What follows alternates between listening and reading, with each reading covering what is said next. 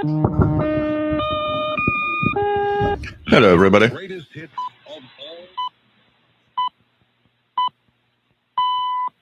Well, hello, ladies, gentlemen, and everyone listening in. Oh, that's To interesting. tonight's broadcast of VORW Radio International. VORW on Going out to this 17790. Saturday, the 5th of December, 2020, here on 5850 kilohertz. Oh, well. Okay. Hey, everybody. Sorry, but that was the test. So just before we get into the VHF, UHF, there was a test of Radio Miami on 17790. Today, everybody got kind of baffled with the unknown interval signal we were listening to. And so it turns out this is a test transmission, and tomorrow they are having a special transmission from 13 to 17 hours universal time on 17790, and I forget the other frequency. Apparently, they can't say anything about it until it airs tomorrow. So that's kind of interesting when you think about it. They can't say anything until it airs tomorrow. So I guess we'll be listening tomorrow, 13 to 17 on 17790, one of the frequencies.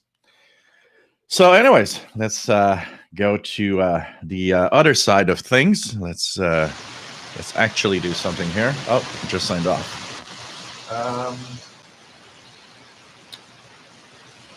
Where did I put my keyboard?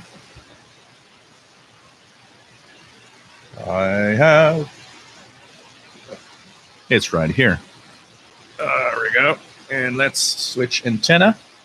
Go to the VHF one. Switch to another mode. Let's check out if it works well. 15 knots. And here we go. Cloudy. A chance of snow showers in the afternoon. Waves 1 to 2 feet. Wednesday night, southwest winds 5 to 10 knots.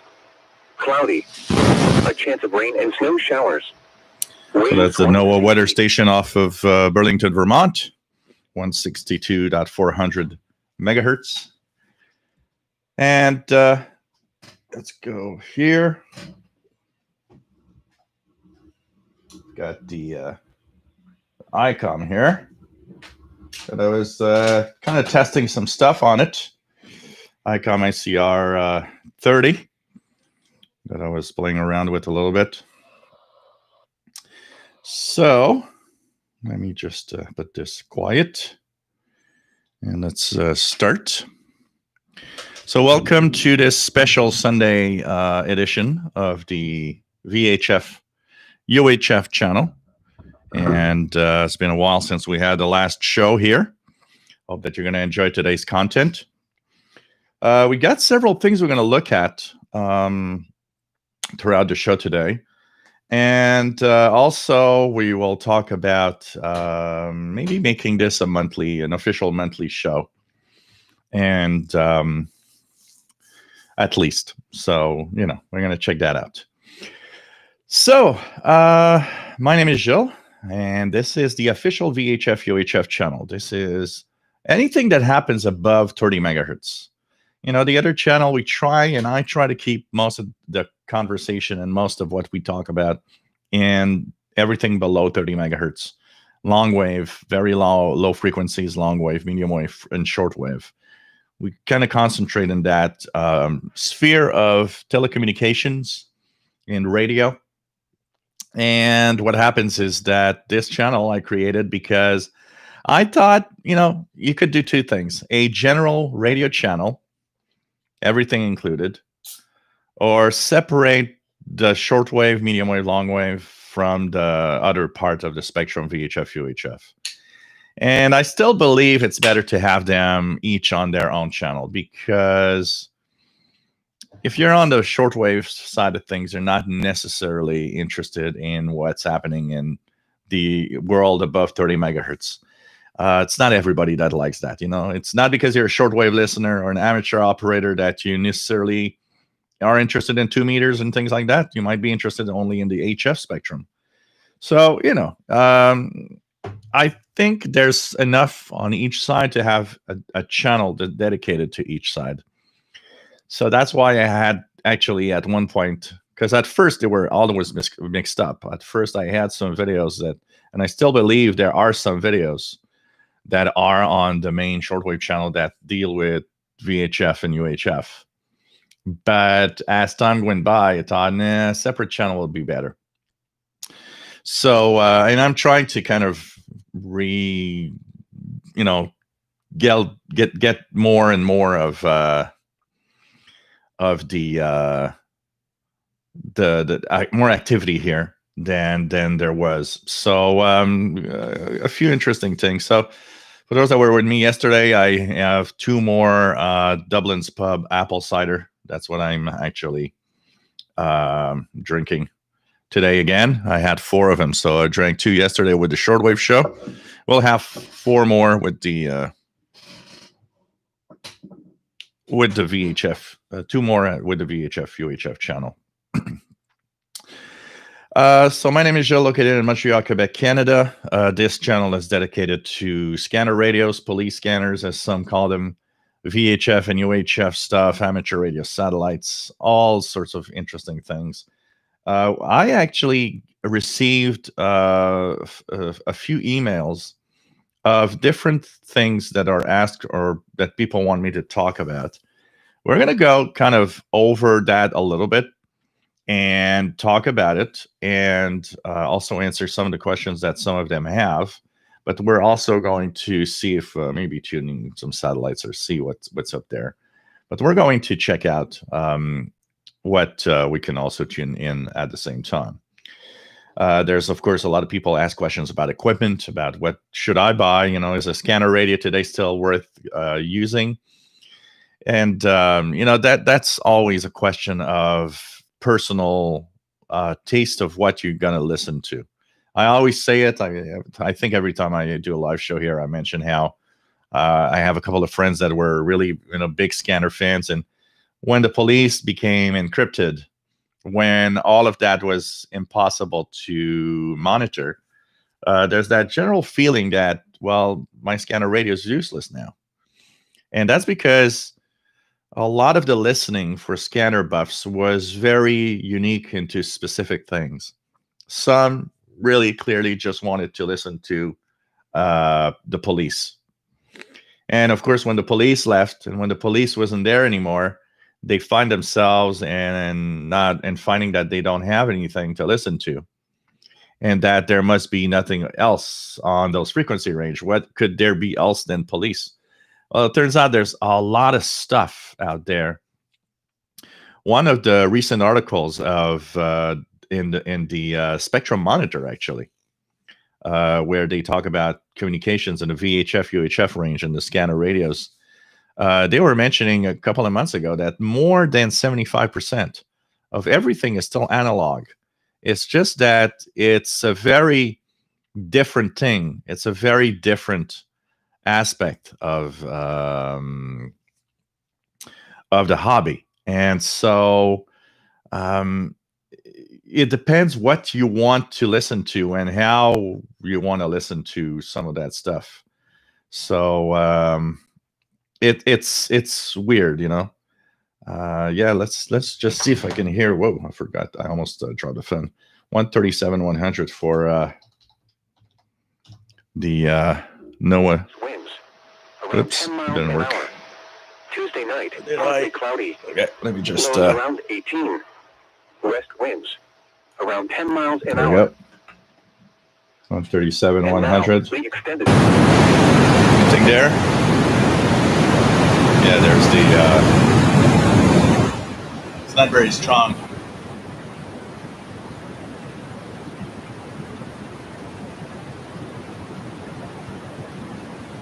It's very low pass, but there was a pass from NOAA 19 a few seconds ago. So, but it's not very good. We're going to check out. I'm going to check here any FM repeaters that could be that would be interesting to monitor. There's those XW ones that we could try for. But in an hour, there's the International Space Station. How about we monitor the repeater off of the International Space Station? That's going to come up in an hour's time from now. So I'll keep that in mind for an hour from now. The International Space Station repeater. We're going to try that. So anyways, it's just that a lot of the communications is low powered sometimes. You might need to go to a certain area and receive what is really, communications of short distance. If you stay at your home, at your place in your home, and you just monitor from there, you have one aspect of whatever's around, but you might miss out on a lot more that's around you at certain distances around you. I had a great example this summer when I went to the east end with the Parc Belle-Rive, where I heard a lot of communications, analog communications, all wondering what it was. What am I listening to? And trying to find clues and kind of do a little detective work. What is that communications? And I was near the refineries, the east part of Montreal. I bet you there's a lot of two-way contacts or walkie-talkies in the different areas there that are, of course, just a couple of watts. So when I'm in the vicinity of the refineries, I hear them talk. But when I'm here, which is much further away to the west, I don't hear them anymore because the communications don't make it up to here. That's something also that you got to remember. But also, the hobby of VHF, UHF is very unique. Like I said, it's for some people, it's unique to a certain thing. Everybody's asking me, well, I want to listen to the police. Yeah, but, it's possible that you can't anymore because it's possible that the police or some emergency services, which is often the bulk of what a lot of people listen to, if they become encrypted, you can't listen to them anymore. And maybe you're losing your interest because it's not everybody that is also finding it cool to hear a signal from space, or it's not everybody that finds it interesting to listen to these two-way walkie-talkies on different areas of where there's a lot of businesses and the refineries in the east end and so on. I do, because I find that there's a detective work and a fun part of the hobby of VHF UHF listening that is kind of cool to go around and chase all of these things. There was one comment that I saw today that someone posted on the VHF channel on the baby monitors. I said, what's interesting in listening to baby monitors and hearing,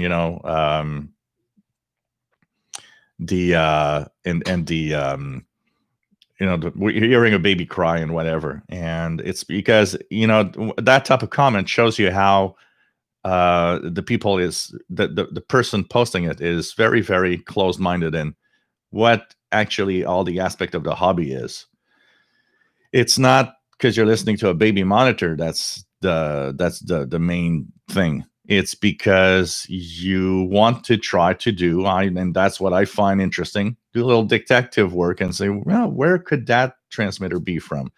Can I pinpoint what house has that baby monitor? It's much more than just listening to a baby cry in a baby monitor. There's a lot to the hobby, and it depends on how fantastic and how you find everything cool and try to find out what's happening around. But there are a few things that unfortunately have changed in that hobby. Everything changes. Communications go into a different scale. Some get you can hear things that are just out of the ordinary, and so we're going to talk about a little bit of out of the ordinary things today also. So this is going to be interesting to see all the stuff around, and try to find out whatever you're listening to. Personally, I get a kick out of getting some unknown guy talking together, and it's like trying to figure out, okay, what company could that be? What company could be, and you listen to little hints here and there of what they're actually talking about. Okay. Oh, the truck is coming at dock number 24. And yeah. Oh, and have you seen that there's that IGA truck that, or that, other type, and they mention things of, oh, UPS is at dock 8, well, maybe you could be passing in front of that company and it's like, oh, look at that. Dock 8, there's a UPS truck. This is the company where I'm hearing transmissions from. All sorts of things. There's still a lot of internal security that is analog. A lot of security guards in small businesses, in shopping centers, a lot of them still use very, analog talkies, and that's it. And, sometimes you could be surprised at how fun it is to listen to, enough distance from me that I can actually hear them when they communicate together. And you stand there in the afternoon and it's like you'll hear, okay, well, somebody stole some stuff at the Walmart and blah blah blah. You hear that stuff going on, the everyday life of all of that. And there's a side of everyday life also. Listening to all of that is kind of interesting. And the side of the types of communications you can hear, and what I suggest to everybody, and I've done that and I'm having a lot of fun with that. If you live in an area where the weather can go bad easily, anywhere where it's hot, I guess, heavy thunderstorms. If you're in the northern part, of course, big snowstorms, things like that. One of the things that is essential and very interesting when there's a big snowstorm, I will be the one that turns on all the scanner radios that I got and different frequencies and tune in. You might say, well, what about if my emergency services are all encrypted? I don't see the fun in listening into, whatever. What is there to listen to in a big snowstorm? Well, an example that I do regularly is from almost once, I'd say once a month, I take one of my scanner radios and I scan the VHF range from 137 to from 138 to 174, a full afternoon, for example. I'll also scan 400 to about 470 megahertz, which is the bulk of most businesses. A lot of business communications are in those ranges. Plus, there's a lot of other stuff that you might just find through. But the thing is, don't scan for don't scan 30 minutes hoping that there's going to be a lot of stuff. Scan a full afternoon. Let it do whatever. And every time it stops on a frequency, note the frequency. Take note of it. Anything analog you hear on any frequency you hear, take note of it so that you can fill up those memory channels of your radio. I always say that I never use the memory channels of my shortwave receivers, and that's true. I find no use for memory channels on a shortwave radio because I have a lot of them in this memory, and the international broadcasts change regularly, so I find more or less useful to use them. But a scanner radio is very different. There's a lot of stuff. And yes, you can actually have a lot of unknown frequencies that suddenly you'll be listening in to some analog transmission and you don't know what it is. And so you jot down all of those frequencies. You actually make a memory bank of unknowns. Program all the frequencies of unknown communications you've received in a memory bank so that you can scan all the memories, all the channels you heard something. And one of the things that's interesting about that is maybe in, a regular sunny day where nothing's happening, it might be quiet or there might not be that much except the random communications. But you'll be surprised that all of these analog channels that might seem rather quiet come alive with a lot more communications if there's a big snowstorm. Because now everybody's talking about a snowstorm. The trucks out there are talking about how they're stuck somewhere, or they're going to complain about the weather, or they're going to say, man, things are bad. You have kind of a real live feel of the moment. A snowstorm here in Montreal, it happens every year.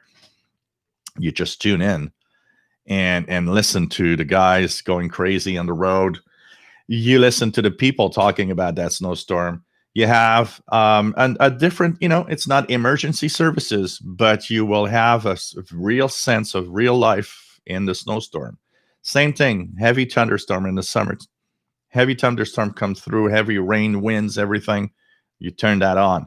You have some report of stuff happening, from some of those companies where suddenly maybe one of the companies in an area will say, hey, here it rains so the rain's so heavy that we've got rain, we got water coming inside, or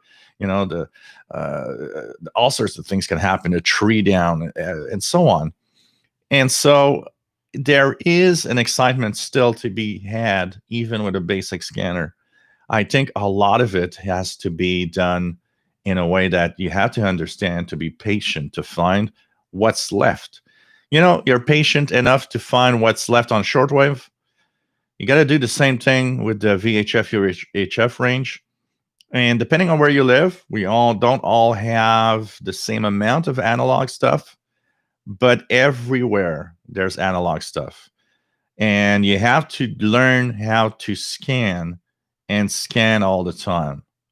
So that is one thing that is important to know, is that you got to scan for hours at a time and note down all the frequencies. You heard a little something. You'll know that if you do that, example, if some of you think there's nothing there, tune 138 to 174, just that range. That's VHF range. And scan that for a couple of hours every day for 10 days. Do that every day, a couple of hours, 10 days.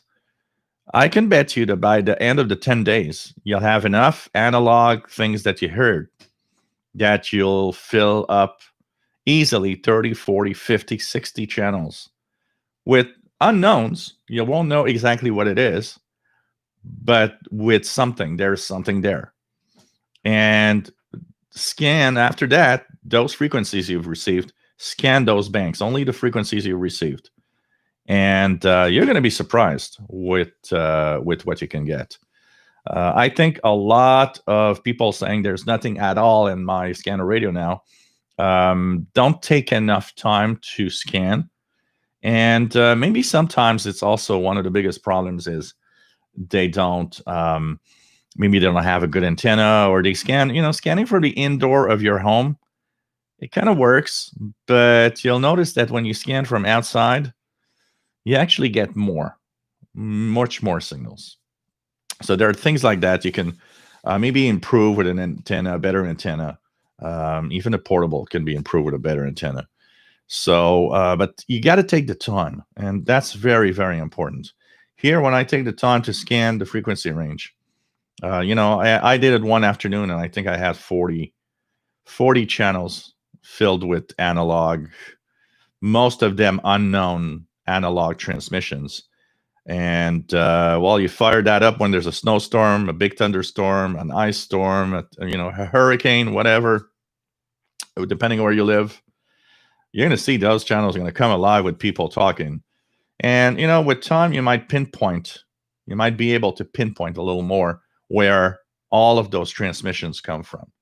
And like I said, you got a portable scanner, portable radio, go out. It's portable for a very simple reason. You can bring it with you everywhere you go.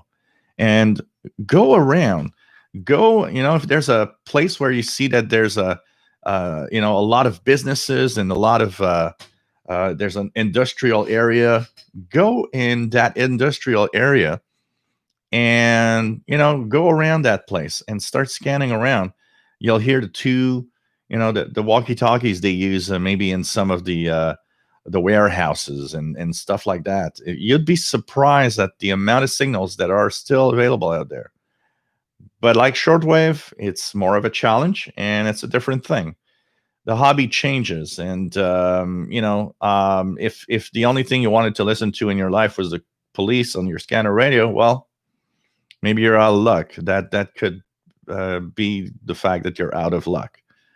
Here in Montreal, we're out of luck. There's no more. You can't listen to the Montreal police anymore. All of that is now gone. It's all encrypted, so there's no way to listen to it. But I miss the police. I find it interesting to sometimes, when there's an event happening, listen to the cops. But do I miss it? I adapted my listening to some other types of signals and go through. One of the frequencies where there's almost nothing now, because they have started to shift to that new system. So here I was listening this summer. Actually, I was listening a lot to the Sûreté du Québec, which is the Quebec Provincial Police, on a VHF range, and there are a lot of frequencies I could listen to all around Montreal. Well, it's getting quieter and quieter on those frequencies right now, because they are moving to that new government system called René, which is encrypted and impossible to monitor anymore. So I'm losing that also. As I did a lot of listening. I got to say, COVID, listening to those to the Quebec Provincial Police while with COVID was a very interesting experience. Listening to all the people that just don't follow the rules and everything happening was just crazy. And especially in the first wave, when the first few weeks when it all started, I was monitoring that a lot. And I mean, wow, the cops have so much to do, and there's so many people calling in and saying, "Hey, my next door neighbor's is having a party. They're like 15 in the backyard." It's just crazy. But they're moving away slowly. I'm seeing that there's less and less transmissions there. So at some point, there's going to be like no more transmissions there. But once again, there's all other aspects of the hobby. One that probably my number one listening to VHF, UHF, very simply, is amateur radio satellites. That's kind of a little something that I'm kind of a fan of. And it shows on the channel here, because I post a lot of videos of things that I receive from that. I've been having a lot of fun with that. So, the difference between a guy like me, maybe, and somebody that is stuck on just listening to the police is understanding what is out there and what are you interested in also, because not everybody's interested in trying out an amateur satellite or doing stuff like that. And also, there's also the limit of your equipment. A regular down-to-earth, scanner that you purchase, well, there's not a lot of amateur satellites that you can listen to. There's a few ones that are FM repeaters, but a lot of them are, of course, require single sideband. You need a communications receiver. You need something that's a little more advanced in order to listen to that. Thanks to some cheap technologies today, there are some really nice things that can be used for cheap. One of the things that I would say to anybody that says, I'd like to listen to those satellites with inside a single sideband, what should I get? And you know what? I do not like the RTL as the RV3 on shortwave, because it's a crappy shortwave performer, and it's full of images. But there is a place where the RTL as the RV3 has a surprising amount of performance for the price, and it will open up that world to you of amateur satellites at the same time. The RTL as the RV3 above 30 megahertz is actually not that bad of a performer. I've received amateur satellites on it. I've received a lot of the VHF, UHF communications. there is where I would say it shines for the price that you paid. And so there's an easy way to be in the hobby for like $30, and you've got an RTL SDR V3. You just run it on your computer and fire away and listen to all of those signals in the VHF UHF range, and you can add to it. There's a lot more things that you can actually do in the a lot that you can do on the if you use SDR Sharp, there are plugins that can actually add some aspect to the hobby of some of the digital modes. So it's kind of interesting. And you gotta just want to do it, and you just gotta want to take the time to do it also. And like we always say, we have categories of people. How many of us always complain that everybody's telling us, oh, you know what, I find that everybody that looks at what I'm doing is like I'm listening to static on my shortwave radio. Well, the same could be true of the VHF range. I mean, they could also be saying, well, static, a lot of static. You're listening to static or weird noises coming from space. You must be some kind of weirdo. Just listening to a beep beep. I get excited listening to a little beep beep coming from space, but that's me. And I know it's not everybody that's like that. So there's all sorts of things like that we've got to look at, and the hobby is there, and we're going to talk with the questions I have, some of the things that are available and that can be of course tuned around. Okay, we have a beautiful chat room where you can join in if you want, so why not say hello and ask questions if you want. Bobby Burgess, nice to have you here from Morgan City, Louisiana, USA. Nick Amendo, nice to have you here from Romania. Rich, nice to have you here from North Carolina. Eric Cottrell, nice to have you on board. Theo, nice to have you here. Long time. And going pretty well over here. Hey, Radioactive, nice to have you on board. Tom DXer, nice to have you here. WPE2QED in the Hudson Valley, New York. Matt, nice to have you here. MDK2 from Denver, Colorado. Eyebrawler, nice to have you here from Arkansas. Joe Brown, nice to have you here from Southeast Michigan. Joe Sombraniuas, nice to have you here from Brazil. PLF Radio, bonjour et bienvenue de la France. C'est toujours un plaisir de t'avoir parmi nous. Mark Cancelara, nice to have you here from Birmingham, England. Nice to have you here. Eric Cottrell, bonjour, hi. WB1HBU in Boston, Massachusetts. And what do we have? Understand the Times. Nice to have you here. KC8 KSK. Tom in South Carolina. Cyberflyer 1. Nice to have you here from England. B. Lewis. Nice to have you here from North Carolina. Page Master. Nice to have you here. KC5VOY is the amateur call sign.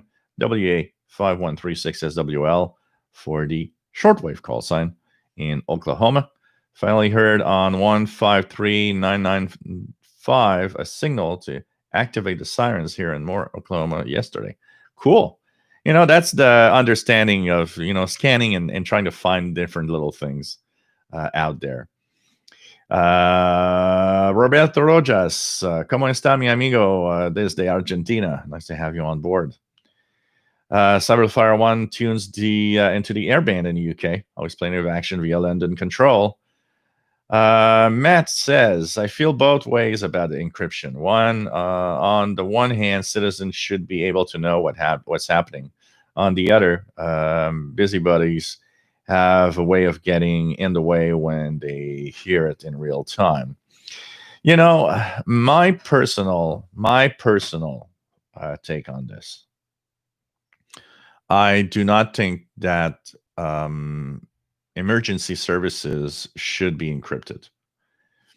One of the reasons is I think everybody should be able to listen in and hear what's happening, because it shows a certain openness in law enforcement. Where is it complicated to get trust?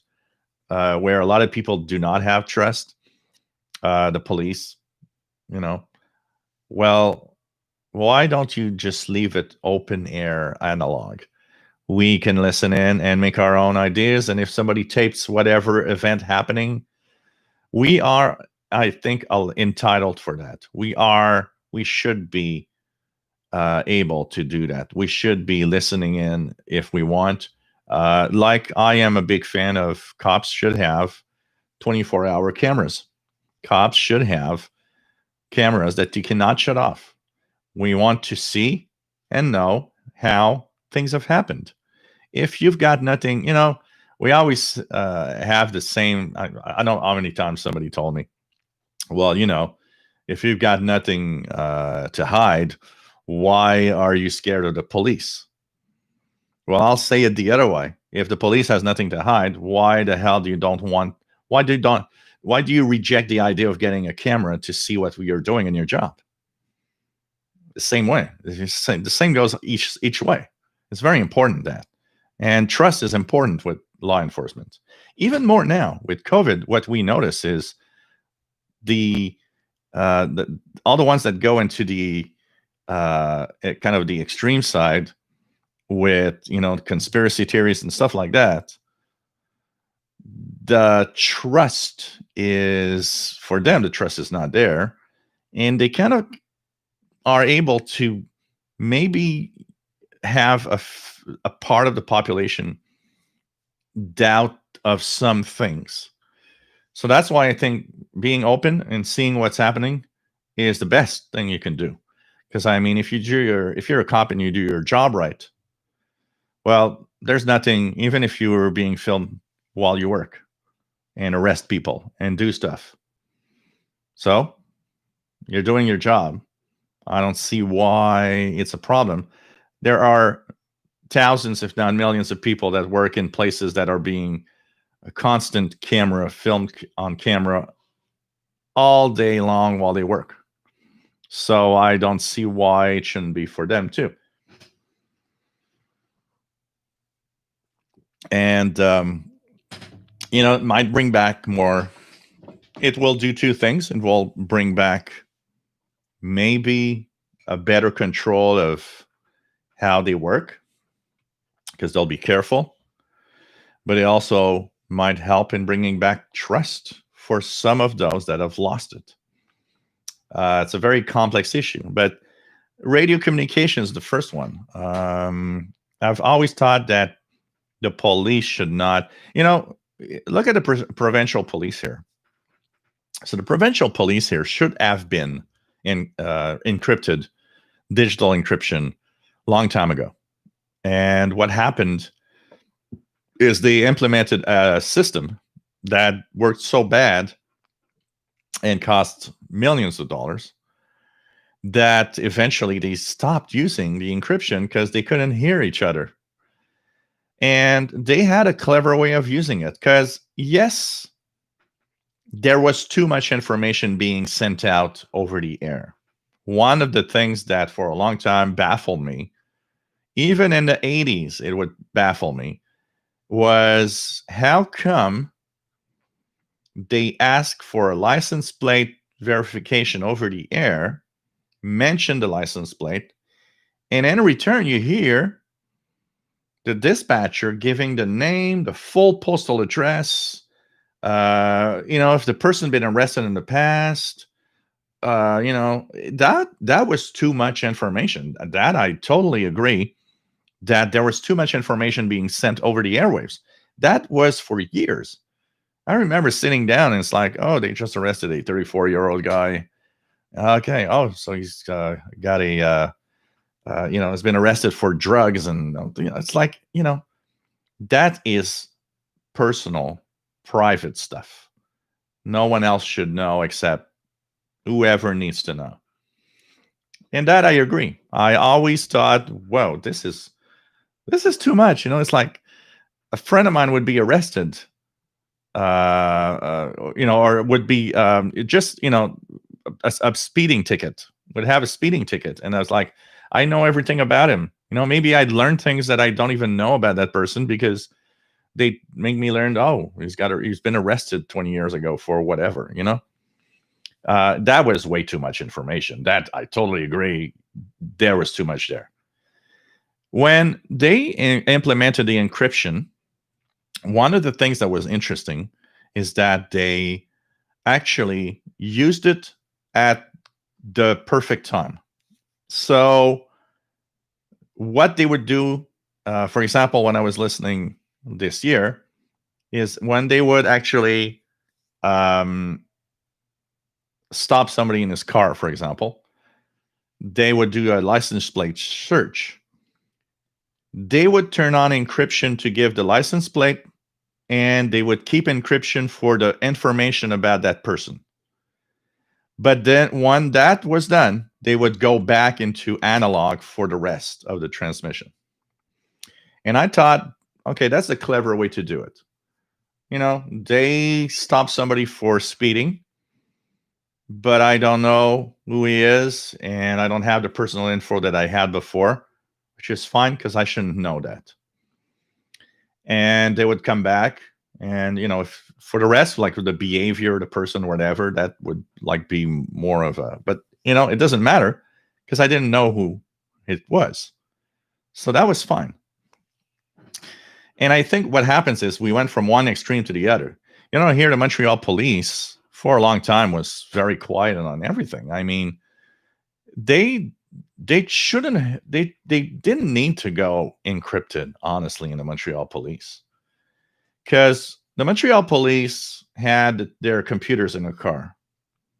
So what would happen is they would have the analog communications of, okay, well, there's been this, there's been a jewelry theft this place, and they would just go.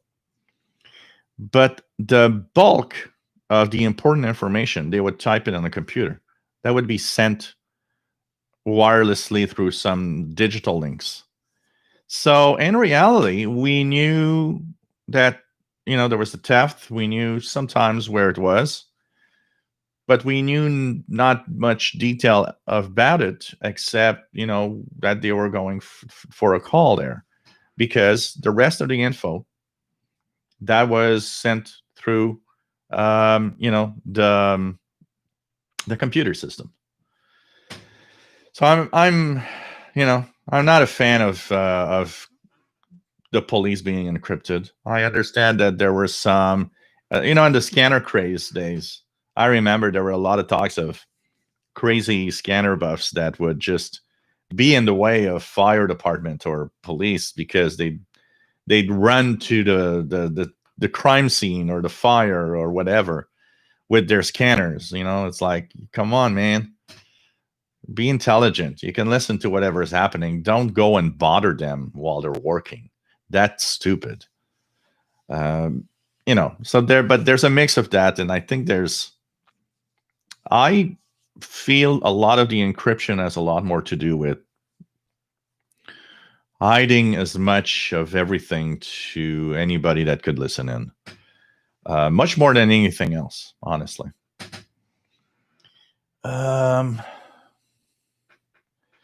Matt says, when we had a baby monitor, you could sometimes hear someone else's baby monitor. Oh, yeah. Those things would sometimes get the baby monitors of others. They were all in the same frequencies.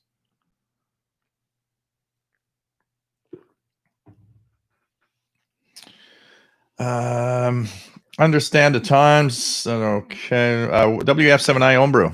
Happy Sunday. Not VHF, but interesting news about the 17790 interval signal today. Yeah, that was kind of funny. Matt came to me and said, hey, there's something on 17. At first, they were on 17790 weak, and 17795 was strong here. And then it moved to 17790. So apparently that's for a transmission, special transmission going tomorrow from 13 to 17 UTC. They have two frequencies. One is one is 17790. The other one I don't remember. Mickey Delmage, nice to have you here from Sherwood Park, Alberta, Canada. Danny Thomas, Walmart in my area uses Moore's frequencies. I remember a place, oh man, I haven't been there a long time. I guess they probably have changed, but I remember a long time ago, there was a place that would they would use GMRS talkies, plain talkies, and would the business would run with that in the storeroom, and also in the like everywhere they needed stuff. They would use those talkies instead of having official talkies that would be on a specific frequency for them. PageMaster, the first time I heard activity on 48 megahertz was in Hawaii when I was stationed there in 1992. Was a guy who was saying to his girlfriend that he was going to do her sexual in the fall language. There was a lot of stuff happening in those days on the 49 megahertz range of cordless phones and stuff. Imagine when we could listen to analog cell phones. Best time was Friday and Saturday nights around midnight. Hello there, Danny Thomas. Matt says there are some good comms on the 2-meter band when we had a polar vortex storm a couple of years ago. That also, the amateur bands are surprising the activity that can pop up when the weather goes bad. Joe Brown, how about fast food restaurant drive-through two-way radios? Yeah, less and less we can monitor them. I haven't gone around town here to test that out. I should do one of those walks that I did in the past. A long time ago when I was listening to scanner radios a lot, I would go out and go through areas where there's a lot of fast food restaurants to monitor the frequencies they were using for their drive-through. Today, a lot of the drive-thrus have either encrypted spread spectrum, and a lot of them actually have built-in systems now that don't even use radio waves anymore. So it really depends on the fast food restaurant. But hey, I lived just, before I lived here, the McDonald's was at the corner of the street where I lived. And I had perfect reception of the McDonald's drive-through. When I moved there, they were on 30, I think it was like 30.480. And when I left there in 2000, they were on the 900 megahertz range. But still, you could still monitor them. But I'm not sure we can monitor a lot of them today. I don't know if any of you guys have experience of fast food monitoring recently. But I think they've changed a lot of their communication stuff. Danny Thomas is running a Uniden BCD 436 HP and 2 RTL SDRs for digital. Cool. Vince Perrault, nice to have you here. Bonjour. Nice to have you on board. Ray Bokar says, I've heard USA school buses and other services on 33 megahertz here in the UK on Skip. Wow, that's kind of cool. When there's, and we're going to talk about that because that's also one of the questions that I have. But when you are on, when the solar flux gets higher like now, 30 megahertz and 30 to 54 could be interesting. I'm going to get to that in a moment. So Danny Thomas, Michigan, Ray Balcars, Northeast UK. Danny Thomas is WX8SJC. Mark Cancellara, can you recommend an antenna for the RSPDX for using to decode satellite digital signals?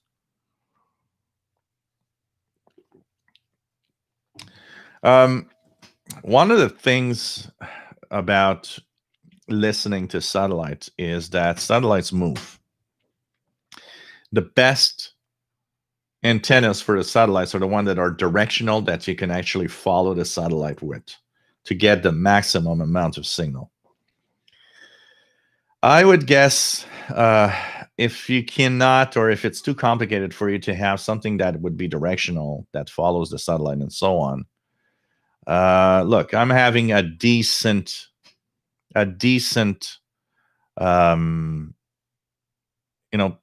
pretty decent reception of a lot of satellites using my mobile vertical, which is very simple antenna. Maybe a discount could be also interesting for that. The satellite, decode and tracking is the problem.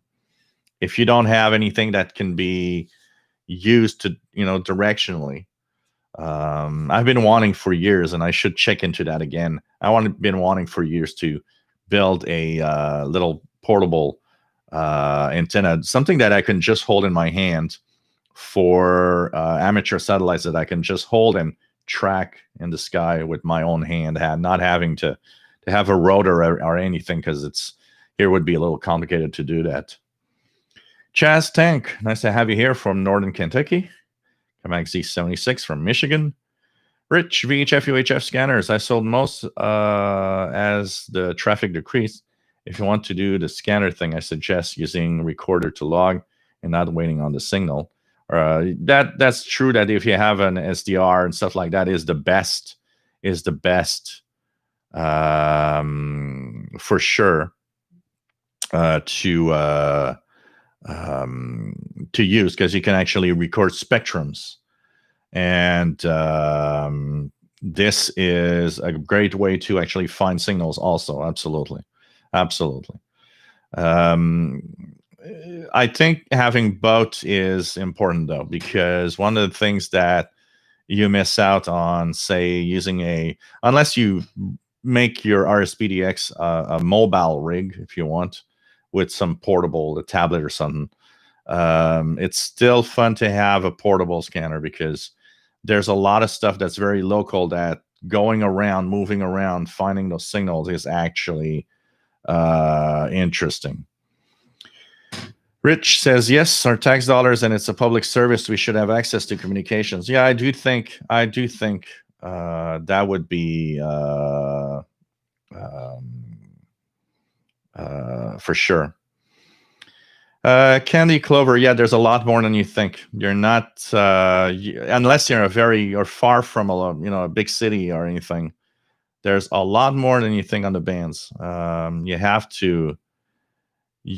to listen to the bands. It's quite interesting what you can have.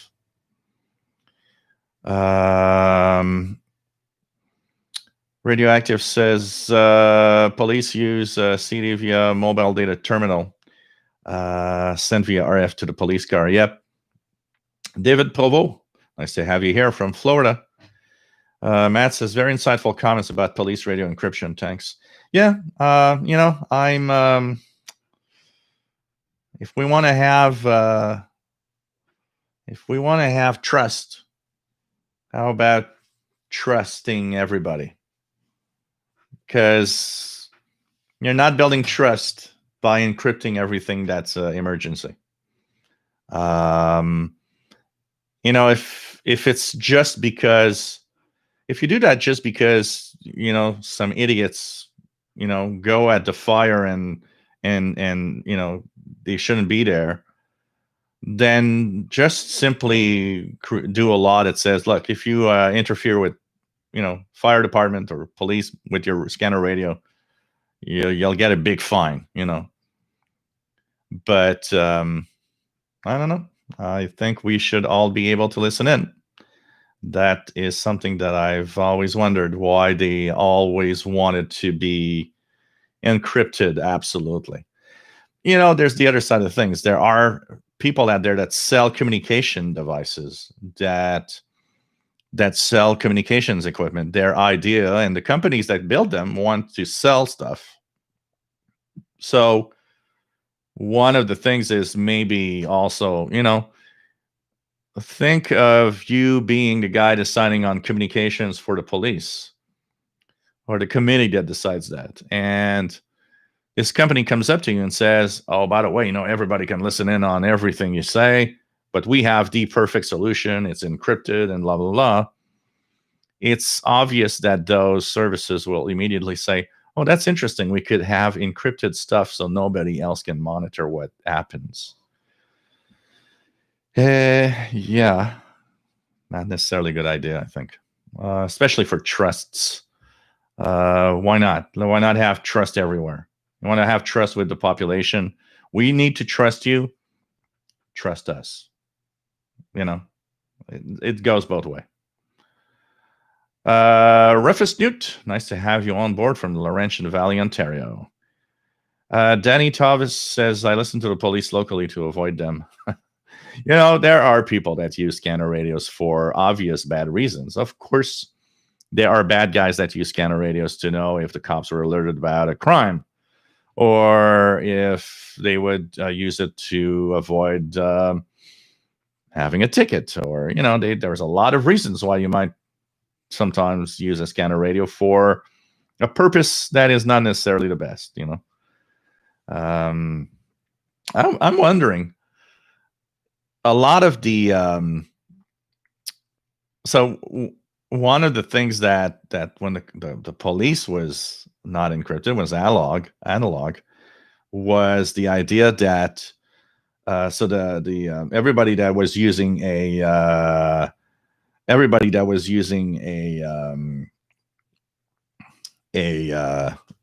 that was working in towings. So to go and get, when there were accidents, they would be there at the scene almost immediately to tow away the cars, and they would get an info from, listening to the police. They would listen on their scanners and their trucks and their towing trucks, and they would fly to the scene because they knew that there was something there. But I was wondering, with everything encrypted, how do they work now? They have to wait for that call saying, well, yeah, there's an accident at that place. So International Space Station coming in. Its elevation, it's 8 degrees right now. It's a 56-degree pass over Montreal at precisely 5 o'clock. So let's tune that frequency, 436,800. 436,800, I believe. Plus or minus.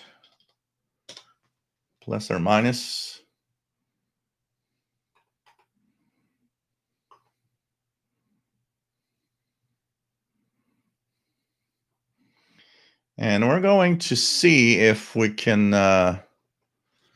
monitor. So I'm going to just move my chair a little bit so I can actually be on the side here, and see if I can actually see anything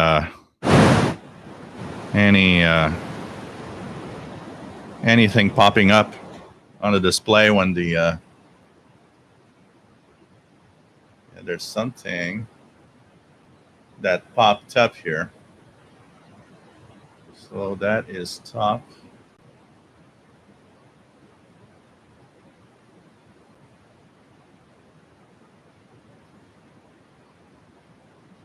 So just wondering, I'll leave the volume a little static.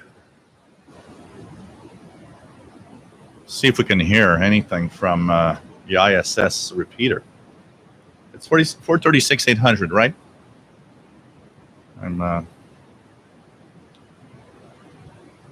437,800. Oh, thank you so much.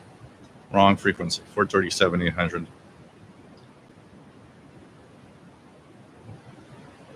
It's 1 megahertz. That is very important. So let's see if we hear anything. So thanks, 437,800.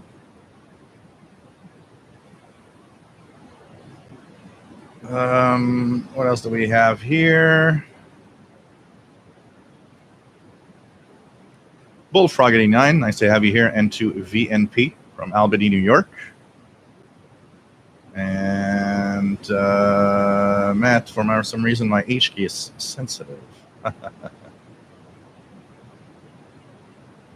Joe Tyson, nice to have you here from North Carolina, KM4WRQ. Yep, it is there. I see a signal right here.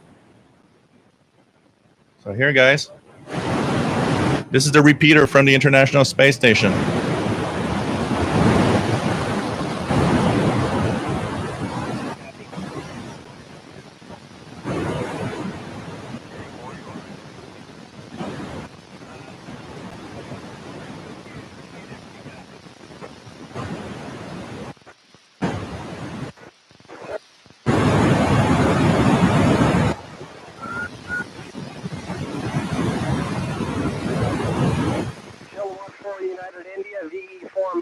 Echo November 19. Oh. Utilize break C Charlie. UTNX, you got it.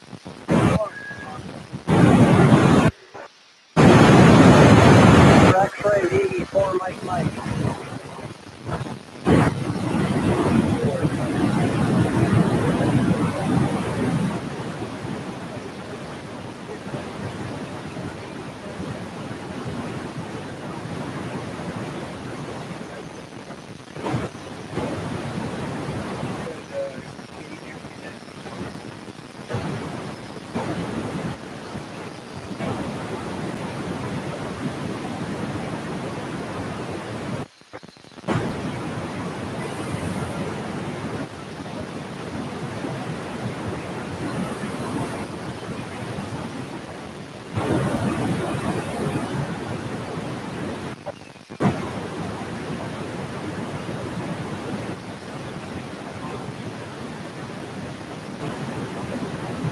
That's the problem. We're using a vertical sometimes. That'd be much better with a directional antenna.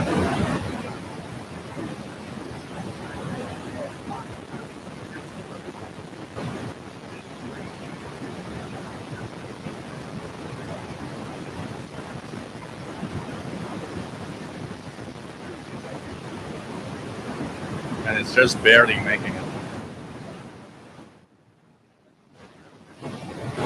Still kind of cool.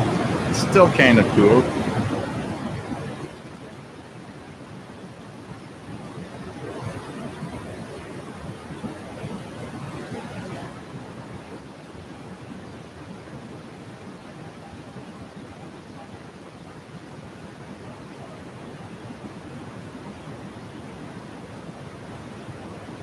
This one is a tough one.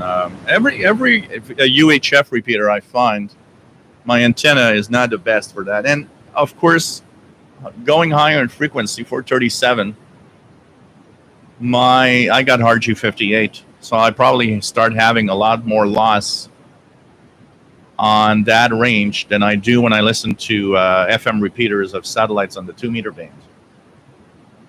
But still, we heard a couple of stations, including a VE4 one. That's kind of nice. There's still a trace there, but it's obviously winding down already. So that's the International Space Station, 437.800 FM mode. They have now a 24 hours online repeater. So that is, any amateur radio operators can use it.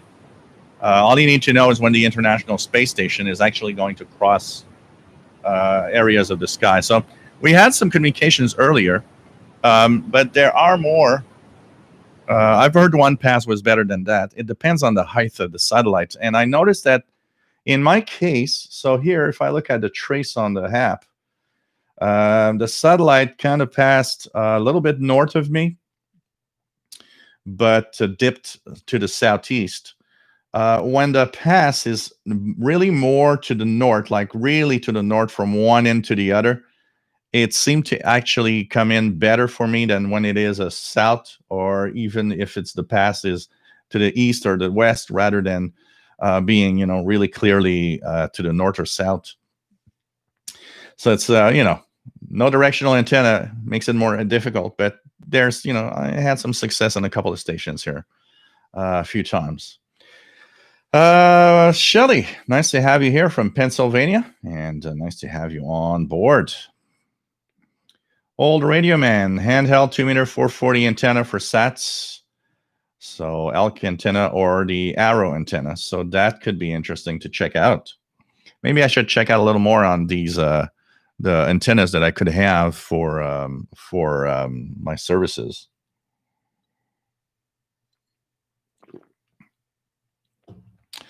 Same here, Page Master. In Montreal, taxi services are using VHF, UHF also. When you punch in the frequencies, actually just at the corner of the street here, there's a taxi stand where there's often like 5 or 6 taxis waiting. And I've often punched in the frequency. They're simplex, so you got to have the 2 frequencies.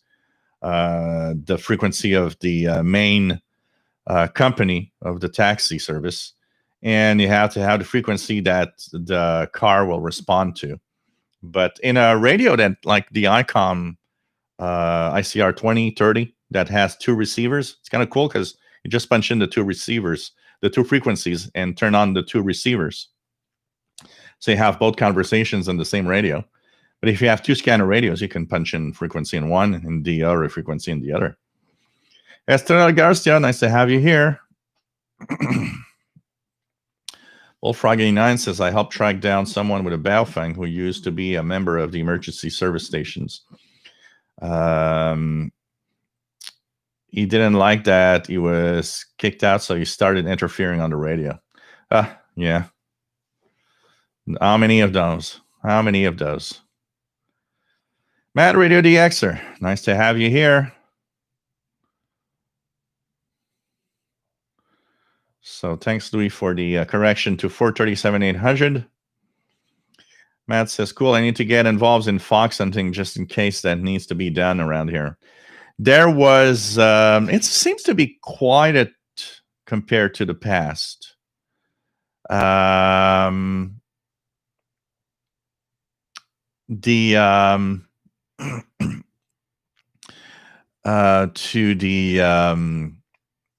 I was a big scanner fan, I would like, one of the things that I enjoyed kind of listening in sometimes was these nets, the nets they have at night that they that everybody just says hello. Especially one of them that I was listening to because the repeater was really far away, so it was kind of cool. I knew I was listening to a far repeater. But one of the biggest problems back in the late 80s, early 90s, I remember so much jamming going on with the different nets. It was really a big problem. And even when hams had regular conversations on repeaters, it was often that there were some idiots interfering. And I remember some adding it was a way to kind of take a signature of the transmitter so that when you key up, they could recognize what transmitter is on the air. And they were using that to see if they can measure the signature of a transmitter to match if a ham operator, for example, might be jamming sometimes. So I remember they had that type of technology. I don't know if it's still used today. And that technology works on the fact that every radio is not exactly the same. And when you click that button to transmit, even if you had 30 transceivers from ICOM from the same model, each one has a small difference, and that has to do with the tolerance. Each receiver has a tolerance. They're not exactly the same. So they would measure that signature that the transmitter can give out, and they would use that. And I remember one night, one guy had an idea which was great. There was a net, and when that net happened, there was one guy was really jamming heavy, and it was almost impossible to do the net that night. One ham came on the air and said, I have an experiment I want to try here, because I have an idea of the general direction that guy is from me. And he said, I am pretty sure there's quite a few scanner listeners out there that listen to our net every night. He said, I'm going to give out my phone number. And go tune the input of the repeater. And I remember that was the repeater on Rougemont, which was 146.700. The input was 146.100. So you would ask scanner listeners, and of course, amateur operators also monitor the input where you live.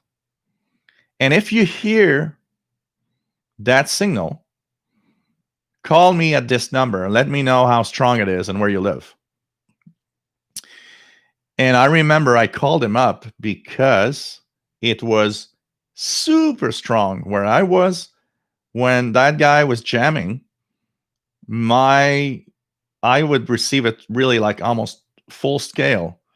It was very powerful. So the first thing I thought was, man, that jammer isn't far from where I live.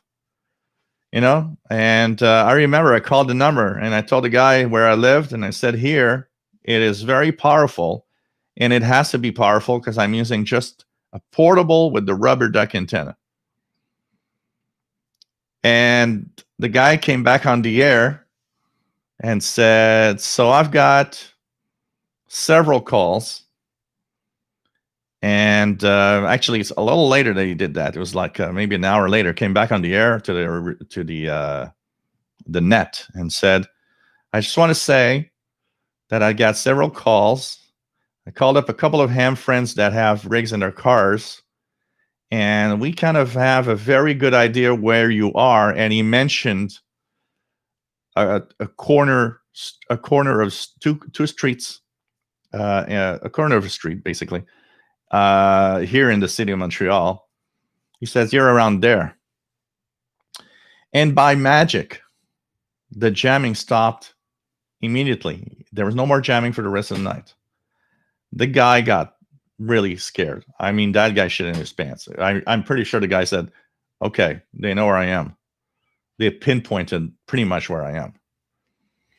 And a little later on, the guy said, I'll be nice, but we kind of think that he's a ham operator, and we could actually give your call letters on the air right now saying that you're jamming everybody. I had fun that night. It was kind of an exciting thing. There was participation. And as a listener, a scanner listener, it was kind of cool to be able to kind of, oh, look at that. I'm going to go punch in the frequency and see if I can hear it. I never thought I would hear it. I never thought I would hear it that well, actually. So that was exciting times. And it was the time when there was a lot more activity. We see scanner radio activity, or, scanner buffs are kind of things of the past a little bit. I mean, we don't hear about scanner radios today like we used to. We don't have that many scanner information as we used to. There's a peak in scanner radio, and it coincided like in the late 80s to early 90s, and there's a lot of stuff to listen to, and there's like a craze for scanner radio. It's a bit like a CB craze at the same thing. But what we notice also, and I've noticed that the decline of the scanner radio also seems to follow in the ham community a decline in activity on the VHF, UHF ranges. There's less 2-meter activity, less 70 centimeter activity. I wonder if there isn't a big chunk of amateur radio operators that got licensed because they had scanner radios and found the amateur radio community and the bands and found that really cool. There was so much fun. I mean, one of the other things that I had so much fun with is they launched repeaters on balloons a few times here in Montreal. It was so cool to listen to a repeater on VHF that was up there for like 3-4 hours before it actually fell to the ground, and have the contacts of everybody through that high altitude weather balloon. That was amazingly cool. I find it sad that we don't have that anymore. I have the impression there's less hams that are or want to be involved in doing these things today. It's just kind of sad, though. Oh, man. Pretty crazy.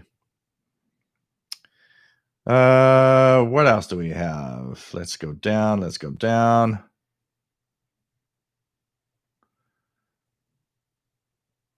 Let's go down. Ferry Control, the reason taxis use two frequencies like that is so taxis do not talk to each other. They can only talk to the base. That sounds just right.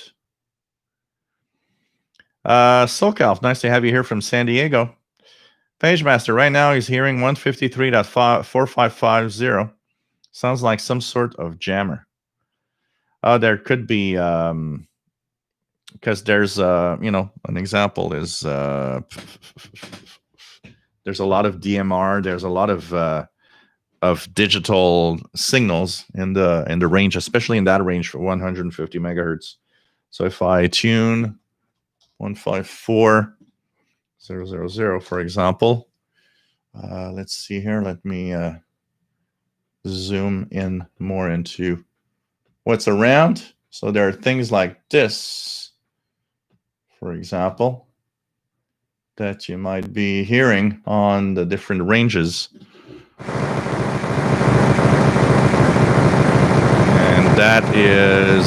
These are the different types of digital control stations, like some DMR, some P25, some all sorts of whatever modes that could be used out there. So there's a lot of control channels that have their digital data frequency. 45 unit. Milk has an online logbook that I used for keeping current with active VHF low band frequencies to try during the sunspot cycle. Oh, cool.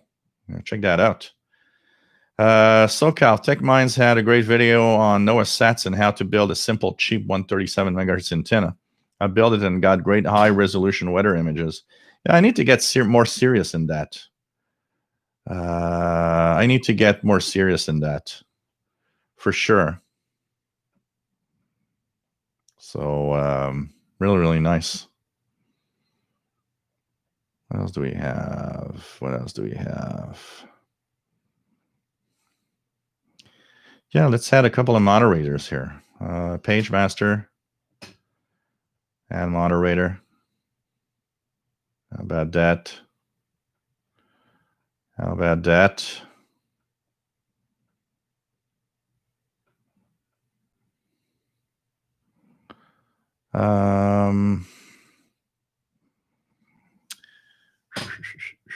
Bullfrog 89 says my grandmother still uses her scanner to listen in. My mom until she passed away had my Pro 43 scanner.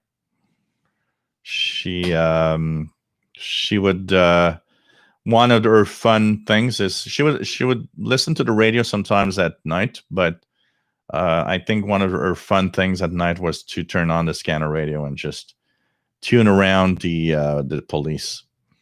So, and those radios are a little complicated, especially for elderly people, some that are not technical, not radio geeks.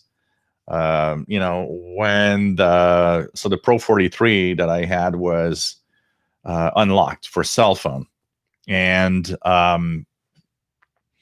she often liked to listen into the cell conversations also. And what I had done, because she had it, she didn't understand how to, it's not that it was that complicated, but when you don't know it and you're not very techy, a scanner radio is, I gotta say, an impressive little device that has a lot of buttons and a lot of things that could be done.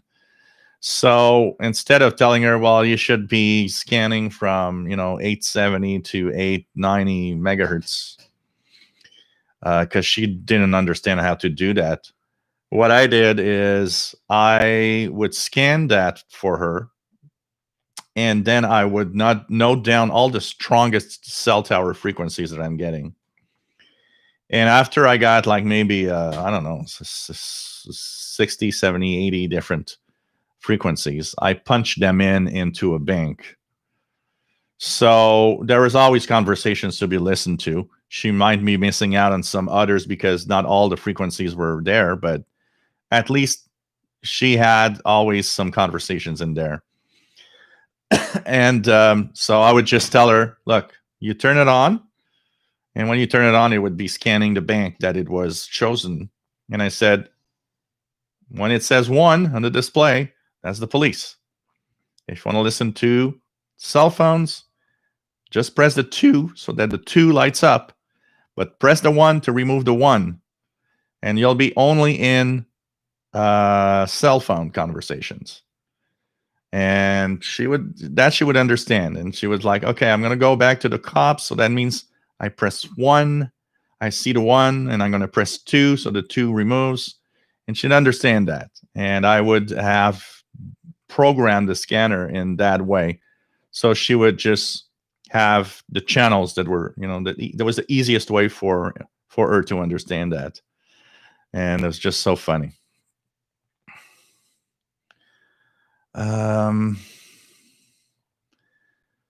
Carl Potch, nice to have you here from Florida. Carol, where's Mr. Paul? He's sleeping in the bedroom, I believe. Matt says, I sometimes listen to the input frequency of bigger nets around here, and you can tell who's nearby. Can't tell how much power they may be using, though. Yeah, that's another story. I mean, if he's using 5 watts, and you hear him real well, he can't be that far away, but he's on 50 watts. That's a difference. And if he's well set up, also, it could be a very big difference. If both of you are well set up, actually, you can really have a big difference, even with 5 watts. Erica Trell says, we still have active ham and scanner listeners around here. Yeah, here it seems to be more,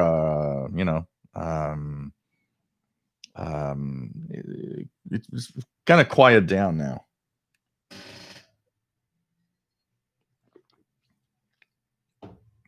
Old Radio Man says balloons are still a thing. Many are on packet.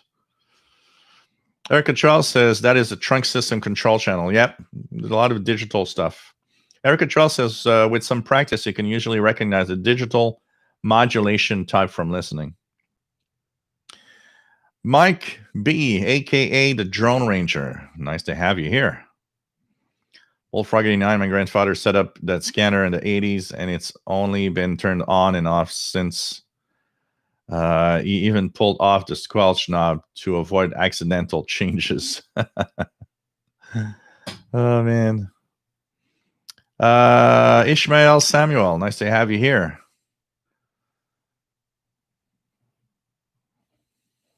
Harry, nice to have you on board from Vancouver, BC, VA7LFD. Brian Penny, nice to have you here. So this is where all the cool people hang out on Sunday afternoon. Harry says, just replace the luminescent screen on my Pro 2006. So it says picked up the 2006 for $20, no light on screen. Yeah, that's the problem of all the series of scanners that Radio Shack made with the electroluminescent background.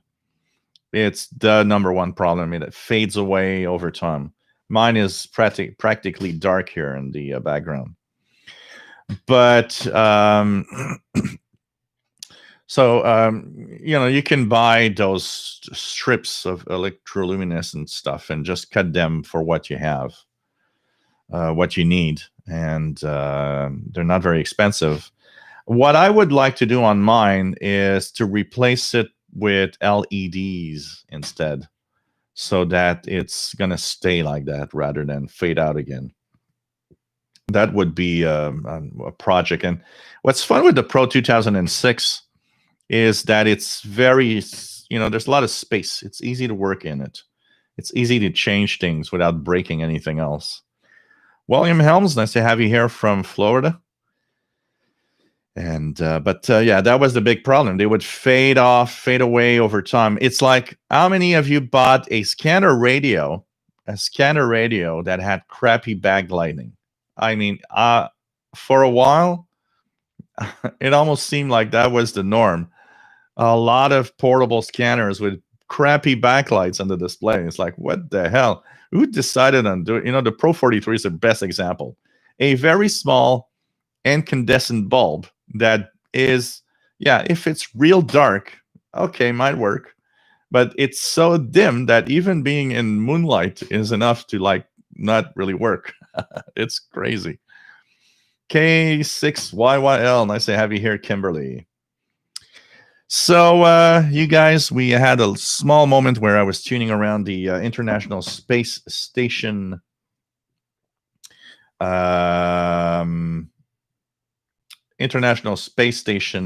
repeater. I'm gonna check two things here. I'm going to check. Just gonna check what else is there in any satellites of stuff of interest that could be coming in soon. So we're at 2225 UT. Oh, there's a really nice passive NOAA 19 coming up at 45 to 59. I don't have what it takes to decode, but we can at least just listen to the ping ping sound of the satellite while we're at 137.1. I need to set up myself to decode this also. I know that would make great videos also on the VHF UHF channel. So here we go. That's over here. Let's put that a little wider because it's very wide. So we'll be good like that and wait for it to arrive. While that happens, one of the things that we're gonna check out. So I have a question. So let's go by emails received here. Let me check it out. So this is okay. This is okay. Won't be very long. Okay.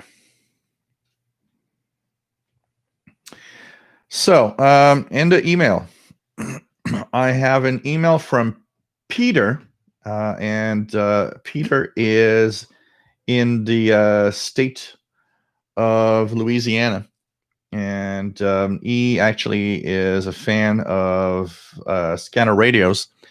So he says that he listens quite often and tunes around. But he was wondering what the 30 to 54 megahertz range of his radio is for. He says he's never heard anything there. And he was wondering, is it used?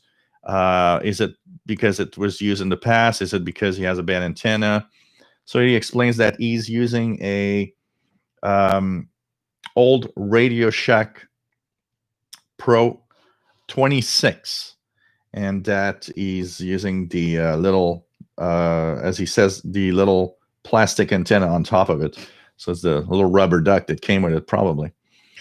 So he says, is there anything in there that I can listen to? Is there anything I can do to improve reception? Thank you, and looking forward for your live show on the VHF UHF channel. So, Peter, here's the thing. And that's one thing everybody has to understand of scanner radios also.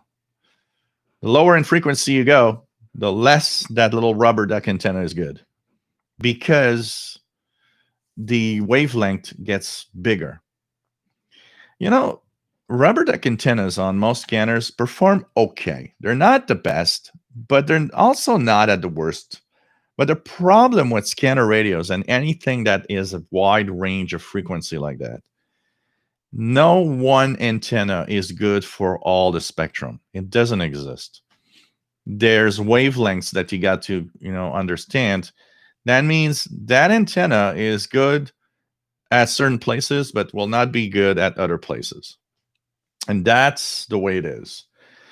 A real scanner buff, a real VHF, UHF guy will often have a very specialized wideband antenna that's more expensive, or will have very often several different antennas, depending on where they're going to listen to and what they're going to listen to. Now, the rubber duck antenna is on every radio I've ever tested very crappy at 54 megahertz and below. So that 30 to 54 megahertz, the rubber duck is often not very good because it's too short. And you're getting at wavelengths that are much bigger. Remember, 30 megahertz is just above the 10-meter ham band on the shortwave spectrum. it is 10 meters. That 30 megahertz is actually 10 meters. It's 10-meter wavelength. I mean, you need a bigger antenna to enjoy the full capacity, the full spectrum of it in its glory. So actually, I've always I've done that many times in the past, and when people tell me sometimes, I want to listen to those signals on 6 meters that you're getting. Is there a way? I don't have any antenna for that, and what should I do? And I always tell them, up to 6 meters. If you are using a long wire outdoors, plug that long wire to your scanner radio, because even though it's not the perfect antenna, it is longer, and since 30 to 54 megahertz, the wavelength is pretty big. Most of the time, the long wire will get more signal in that range than the rubber duck antenna of your scanner, and you might hear more actually. And often when I would scan the 30 megahertz range, I would use the long wire. For a long time, I used the long wire rather than the rubber duck, because I'd get a lot more signals. But I would recommend, if you're serious about it, there is available. There are still, I've saw quite a few of them. Telescopic wideband antennas still exist. There are some on eBay. Just be careful who you buy it from. But I've seen quite a few different electronics store and radio stores, and those are better because the telescopic antenna is longer, and also it actually will adapt. So I have one here on my Pro 92 trunk scanner here. So it's that one I purchased at Radio Shack a long time ago. It's 25 megahertz to 1300 megahertz rated, and it is a telescopic. And what's nice is with a telescopic, you can kind of follow the wavelength a little bit by shortening the antenna as you go higher in frequency, or extending it to its full length when you're down in the 30 megahertz. That can help out, honestly. Or you can get yourself a good quality wideband discount, for example. A lot of them are rated from way down to 25 megahertz all the way up to, I've seen discounts go up, the expensive ones going up to 2 gigahertz in range. That could help out. Now, what's in the 30 to 54?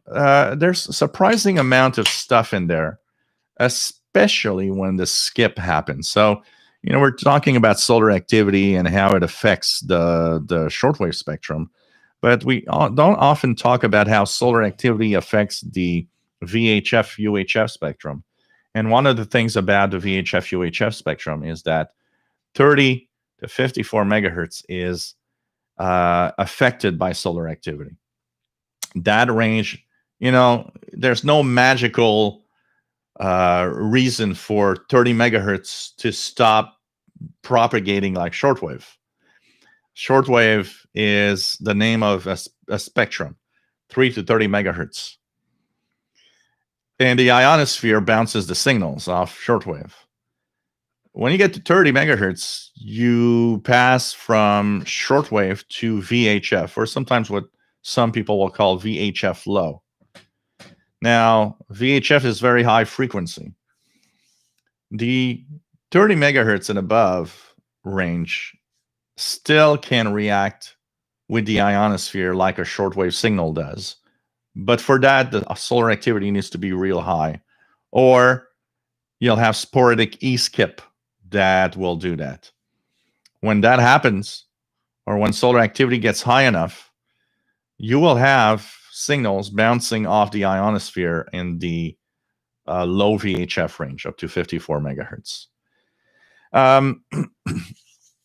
Scan a lot. Over the years, I've been listening to, I've had the multi-band radios with the Patrolman CB radio, CB60, yeah, and SW60. They both have the VHF low range. And after that, I had scanner radios that, of course, all started around 30 megahertz. Some start a little lower, like the Pro 2006 here starts at 25. And So let's say when I started having a serious scanner radio, one that was more sensitive and better. So technically brings me back to about 1990 when I had my first Pro 2022 tabletop scanner. I scanned quite regularly the 30 to 54 megahertz range. There's stuff there, but I've never had a lot of activity locally here scanning that range, except when sporadic E-skip happened, when solar activity was very high. That's when I had, in the daytime, a lot of stuff to listen to. And sporadic E-skip could be in nighttime also. I would hear a lot of the signals, and just by the English accent, it was obvious that they were actually coming from the United States. And I heard police chases. I heard all sorts of law enforcement. I heard fire departments. I've heard all sorts of things I never could have identified. And still today, from the different magazines, including the Spectrum Monitor, and the different places where I still have some information about scanner radios and frequencies, there's still a lot of stuff in that range. But if there's not a lot in your area, the skip will bring the one from everywhere else, and you'll hear stuff from far away. You can literally hear, a fire department 2,000 kilometers away from you when the skip happens. So don't give up. Scan and especially follow solar activity and sporadic E-skip information for that. There's a second question there, because you're asking about cordless phones, and we're going to come to that. I'm just going to finish the 50 to 54 megahertz part of that 30 to 54. That is a ham band. It's called the 6-meter amateur radio band. Depending on where you live, there's some places have local activity. There are places that have like repeaters, and there's some active repeaters that have local contacts. But a lot of the 6-meter activity lights up when sporadic E-skip, or once again, very high solar activity. So give you guys and give you an idea of how amazing it could be. I actually heard Mexico and Brazil on 50 megahertz. So that gives you an idea. When it's really open, it's crazy what you can actually receive and what you can get. 6 meters, there's some FM stuff, but having anybody that has a single sideband capable receiver, adds a little more to that world, because you have some single sideband stations, and you can of course go to the wonderful world of FT8 for DXing. So there's a lot of stuff, but hang in there, listen in, and maybe try different antennas, or try even just putting a wire antenna. You'll be surprised at that range. It's quite effective, actually. Concerning the cordless phones, there's really isn't much to listen to. I've scanned the different cordless phone frequency ranges a few times in the past 6 months, with really nothing there. So the ranges, the first cordless phones were very, very low frequency. They were in the 1.7 megahertz range, just above the actually what the AM extended AM band is today. Used to be part of the first generation cordless phones. The second range after that came to cordless phones in the 49 megahertz range. Those were very, very popular in the 80s, late 80s. That was like everybody had a cordless phone in that range. Everybody found it cool to have a cordless phone, because for the first time, it was the first part of being free from the wire that actually is stuck to the wall. Everybody that is 20-year-old or less today probably doesn't know what happened or what all of that is all about, because they all have cell phones. But we used to, there was this old days when actually talking on the phone meant that you were positioned in an awkward way, maybe sometimes where I lived, sometimes on the floor with the wire extended to the maximum amount that you can do, and talking to your friends for a couple of hours. That was part of our lives back then. And the cordless phones, of course, broke that barrier. It was like, oh man, I can now talk on a phone and I don't have to be physically in the same room. That was like a huge thing. But cordless phones were all analog at first. That meant 49 megahertz, 48 megahertz was like like amazing. You know, I remember it was like from 46.9 or something like that to 47, or I'm trying to remember the frequencies, but there are different channels, and you'd hear all your neighbors and you'd hear everybody, and everybody would, you know, all the conversations. I still remember my Sanyo cordless phone, that I noticed that the neighbor was had the same phone. And that was before the phones had these security codes. You know, for those that wonder why cordless phones asked you to put your phone on the base for a few seconds and beeped, is because they learned that, oh, look at that, if two people buy the same Sanyo phone, they can call from the other phone. So by having a kind of a security code to match the base, now you were locked to your base, not the neighbor's base. So that was 46, 47 megahertz. Then there were the 900 megahertz one, and that started doing a kind of hybrid thing. Part of them were analog, but some were spread spectrum. But the majority were still analog. Most people bought the cheapest ones were analog. And that was still interesting. And isn't that far away since I heard a conversation on 900 megahertz. I would say in the last 2 years, I probably heard one or two phones still there. I would need to scan 900 megahertz now, but I don't think there's a lot there, and it's probably pretty much dead. One of the reasons also why all of that is dead is that people have smartphones today.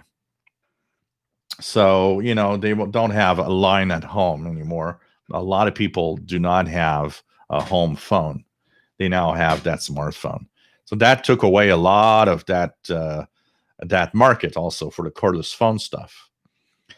Then there were the 2.4 gigahertz one. Those were mostly spread spectrum. I had one which was a Panasonic. After the Sanyo, I had they were calling them the Panasonic Giga Range, I think, something like that. That was a 2.4, if I remember well. And those were spread spectrum. Nobody could listen into the conversation.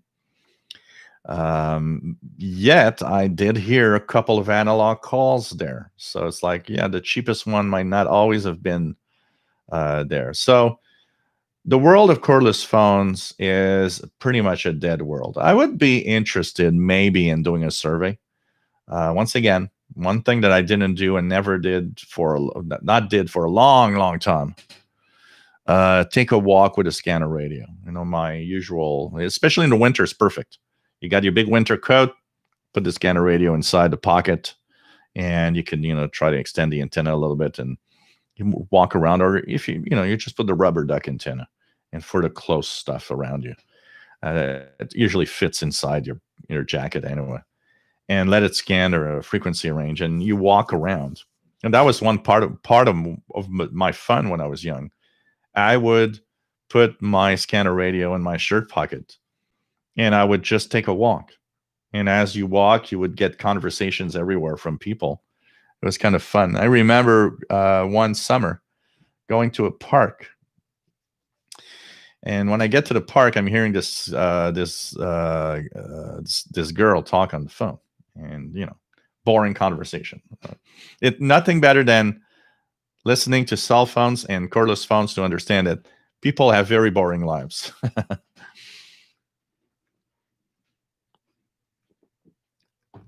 And when I went to the park, I still remember I'm looking around, and I suddenly notice at the end of the park, I could see a lady that she seems to be talking on the phone. So, I just walked by there, just like, doing something else. And I'm holding my scanner in my pocket, in my hand, sorry. And I have earbuds. And as I get closer to the edge, I hear her say to the guy that she's talking to, "Hey, there's a guy in the park with a walkie-talkie." So obviously she's looking at me, and then my head is just so funny because like, I'm listening to you. But it's one of those things that you're like, yeah, okay, well, it's her. It's definitely her. But today, there's two reasons why all of that is pretty gone. Is if there are still a lot of people with landlines, that's definitely true. And if they do use a cordless phone, they're probably using those 2.4, or even there's the 5.8 gigahertz ones. These are all spread spectrum. You won't be able to listen to that. And but the biggest reason why we don't have that anymore has a lot to do probably also with the fact that people have cell phones or smartphones. So you don't have a landline anymore. You don't need cordless phones. You have your cordless phone everywhere. So this is all you need. This is all you need, honestly. So there's not much more than that. So let's check the chat room a little more, and we're going to talk about a little something that's kind of interesting also. Harry P, nice to have you here, Harry. Let me just find where I was. He's got an ICOM ICR 7000, and the FM broadcast band reception doesn't work. Every other band, perfect. Actually, do you put your radio in wide FM mode in the FM broadcast band? Because if it's because it's distorted, the FM broadcast band needs to be in wide FM, because that's the mode used in the FM broadcast band. Everywhere else, it's narrow FM. Same thing. Somebody asked me a couple of months ago, how come I can't tune to the FM broadcast band? It's all distorted and on the SDR. Well, that's because you've got to put your radio, the SDR, in wide FM. So to give you an idea, a broadcast like the weather, and let's just get an example here. So if I listen to, by the way, the satellite's here. So this is what it sounds like. If I can hear, it's not very strong, but it's there. So that's NOAA 19 weather satellite, ping, ping.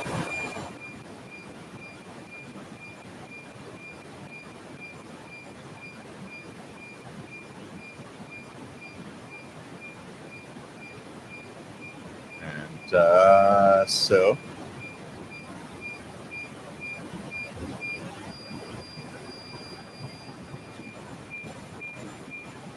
if you ever hear that on the scanner radio, you're listening to NOAA weather. But what I wanted to show is, for example, 162,400 with NOAA weather. So this is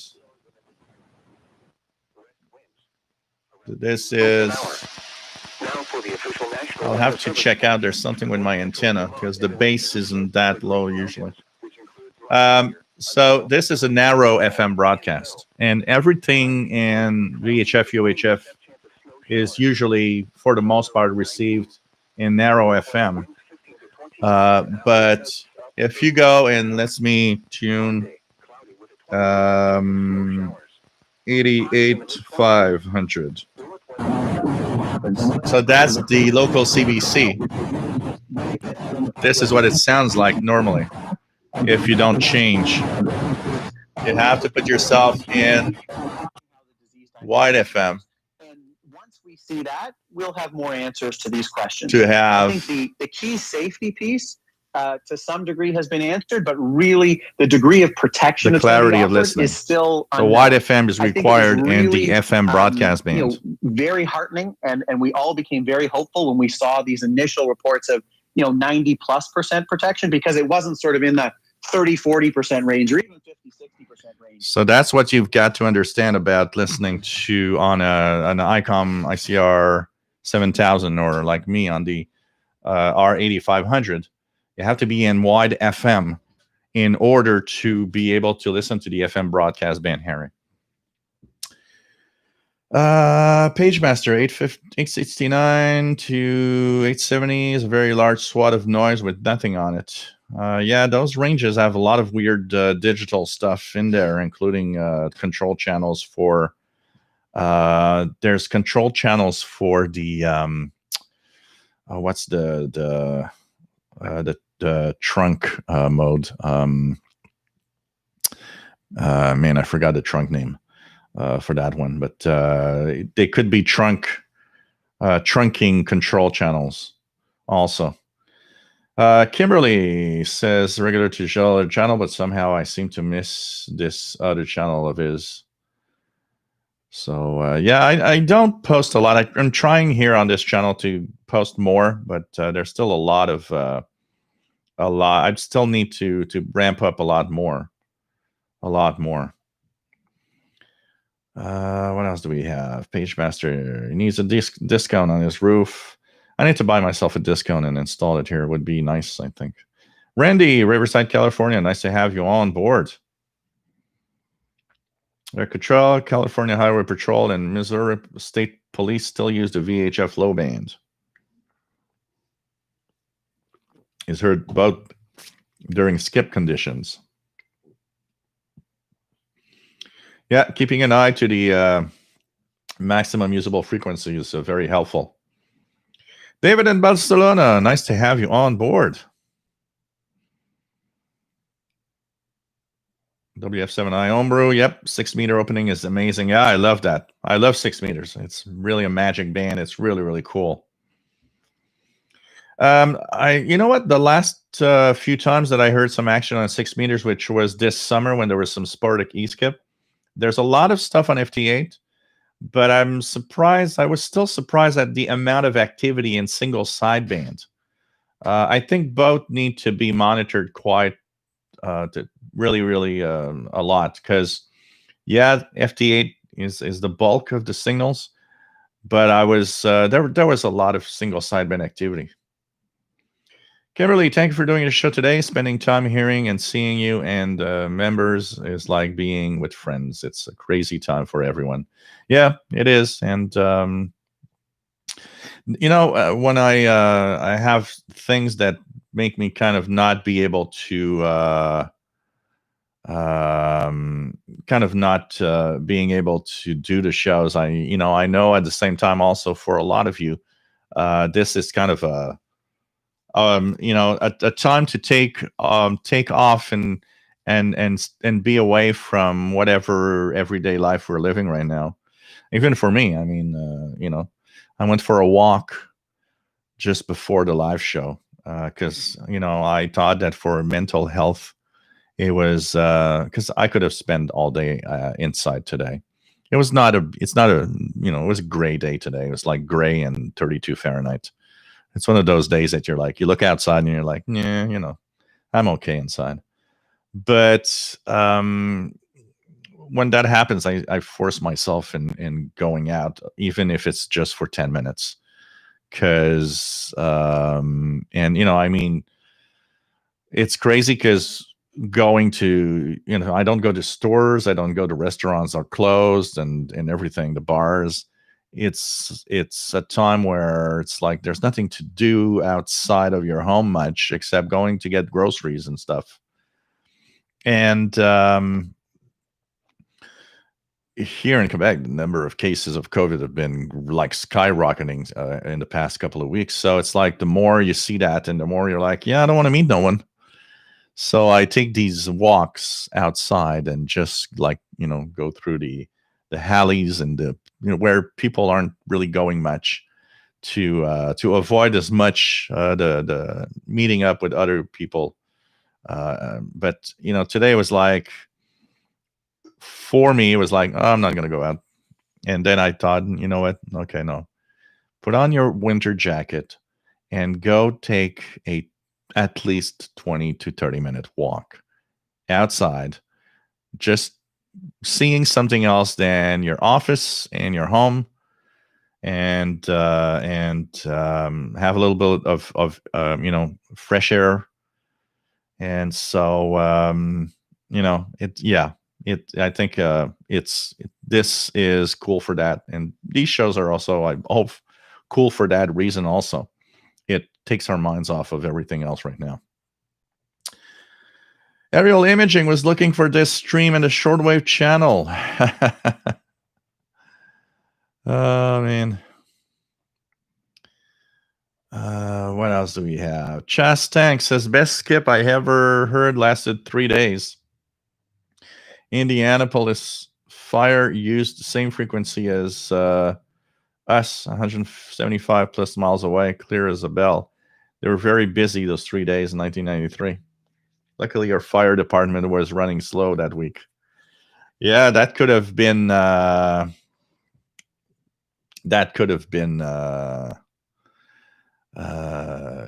problem. Absolutely. Yeah, I remember that written all over the box, DECT 6.0 encryption on the Panasonics. I had a bad time with the Panasonics, though. I found that the way they use the encryption would often distort the audio of our conversations.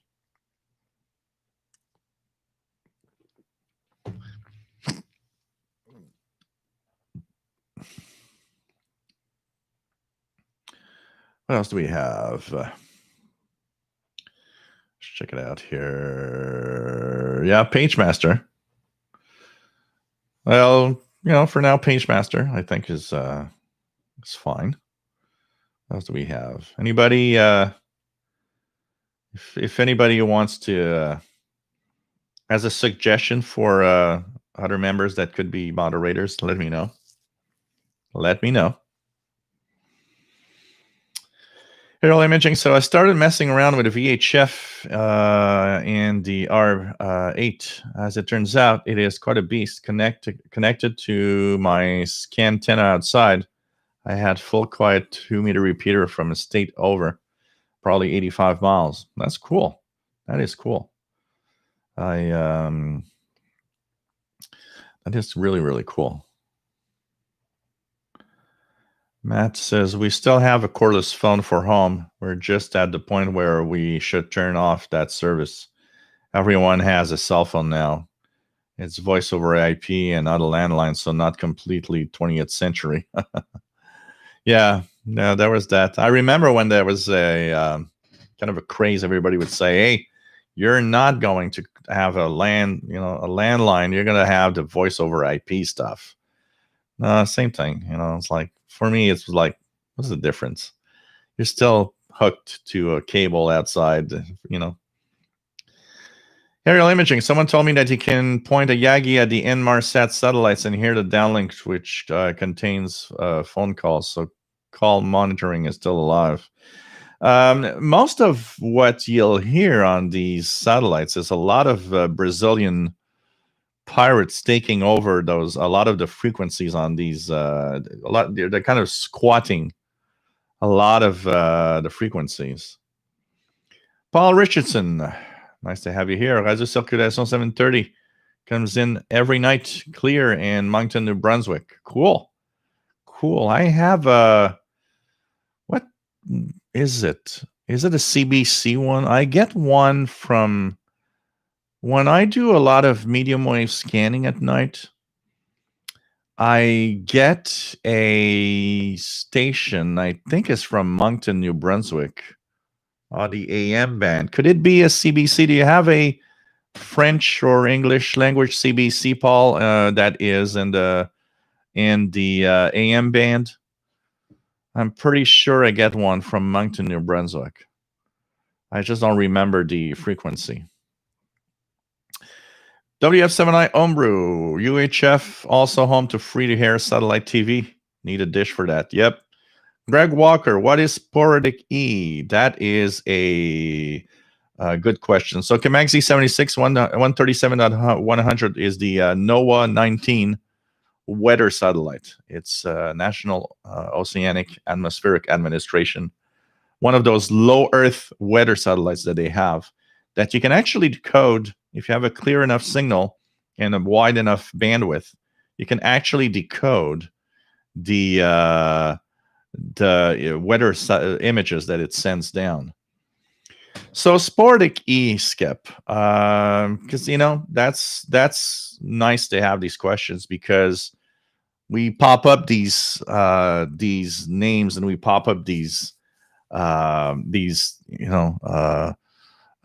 propagation stuff, and we have our own way of talking about stuff, and it's easy to forget that a lot of people could be like not knowing exactly what something we talk about is all about. So it's a great place to ask the questions. So shortwave signals propagate through the ionosphere, and when solar activity is really high, the higher frequencies propagate, including the low VHF range that can start propagating and jumping, signals jumping off or bouncing off the ionosphere. But there's another phenomena that can make high frequencies, especially even in the low VHF range, propagate and jump down or bounce off a patch of ionized layer that is in the range of the ionosphere, but that is a different way of it's actually created in a different manner. So most of the time, what we have is propagation via the ionosphere, because the sun's activity is very high, and the ionosphere can support very high frequencies. But when solar activity is low, or in the middle of the night, for example, say it's midnight local time, you would not expect 10 meters to be open, for example, on 28 megahertz, or you would not expect 6 meters to be open on 50 megahertz. But it is sometimes. So what's happening? Why is it that at midnight, someday, I turn on my radio and hey, I hear tons of signals? And that is related to another phenomena, which is sporadic E. Sporadic E, Skip, is created in a different way. It doesn't need solar activity. It is linked pretty much, from what we know, to lines of very strong thunderstorms with cold and warm fronts, like in the summertime. And that's why in the summertime we often have a lot more than in the winter, because of very active thunderstorms all around because of the heat. And so it's not fully understood as a phenomena, but weather and other little factors around it tend to kind of show that, the reason why they are created is that weather mixed in with maybe some, dust and some all sorts of little things happening. Ionized patches of the ionosphere very, very intensely. So when that happens, and because they are not related to the sun, they're related to weather patterns, thunderstorms, and things like that, they can happen at any time of day or night. And when they do happen, those patches of ionized layers can, like the ionosphere does in the daytime and high frequencies with solar activity, bounce off signals. But one of the interesting aspects of sporadic E is that the patches are often so intense that they will bounce off signals very high in frequency. To give you an idea, a sporadic E patch of ionized layer can even bounce off FM broadcast band signals around 80 or 90 megahertz.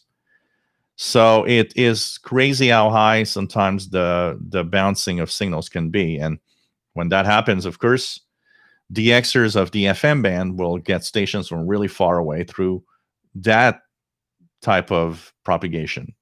Of course, VHF range also has other types of propagation that can actually enhance VHF and UHF. But sporadic E-skip is like a little bit like shortwave signals. What the patches that actually appear will bounce the signals like the ionosphere does.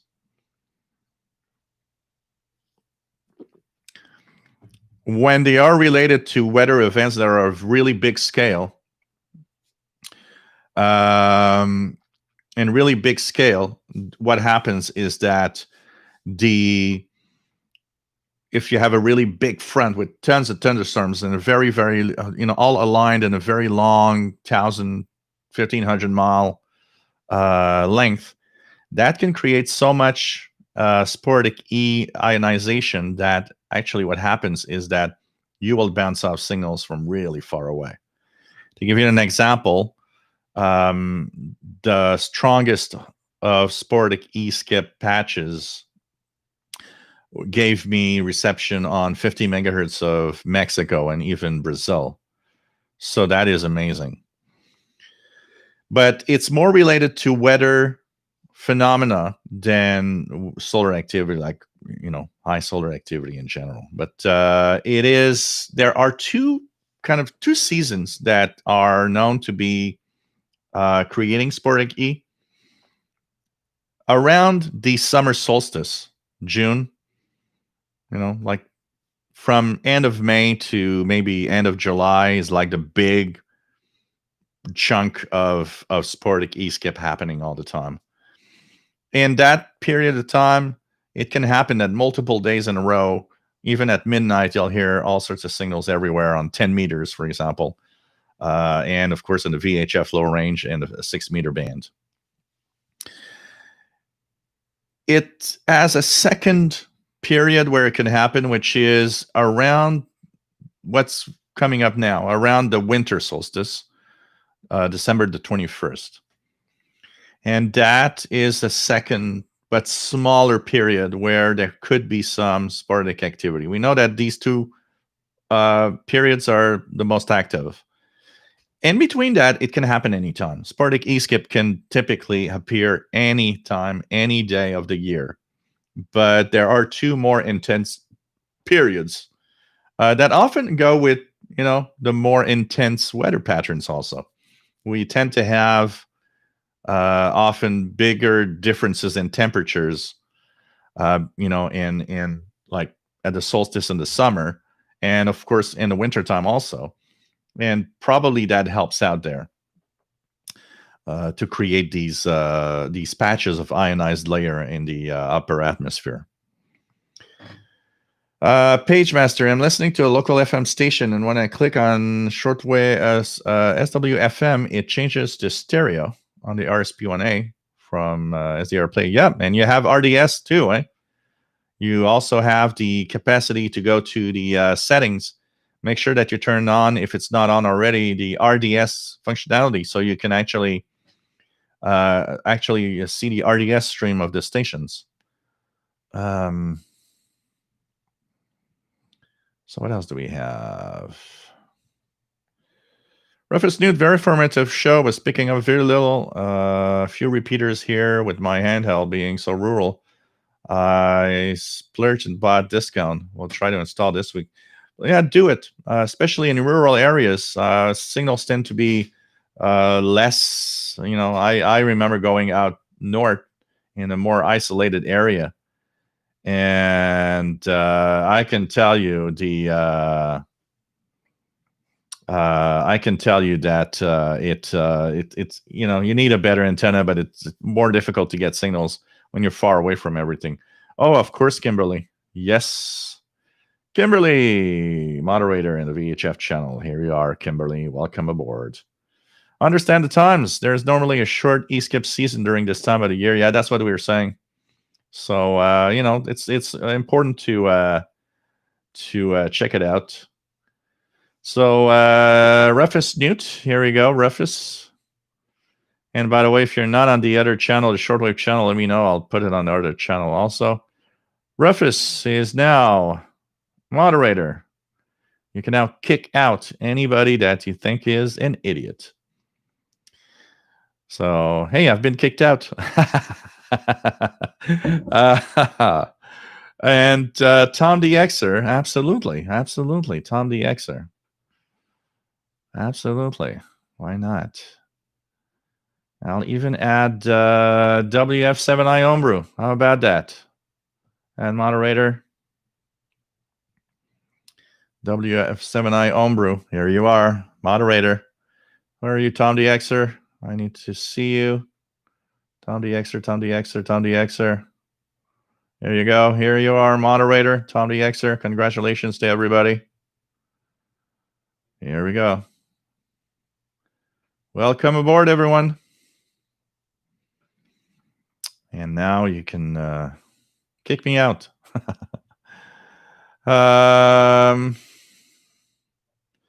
WF7i Homebrew still in the market for a scanner. Living in a rural area now, so not sure how much I will hear. And Spectrum Monitor of last month of November, they had the scanner, scanner buying guide, which could be interesting. And it depends how much you have in. I don't know how much you want to spend. There's, of course, digital modes today. So if you want to spend more, you can, like, Whistler TRX to be able to maybe tune into some of the digital stuff. Eric Cottrell, the Brazilian pirate, saw you on the Milsats, the 225 to 400 megahertz range.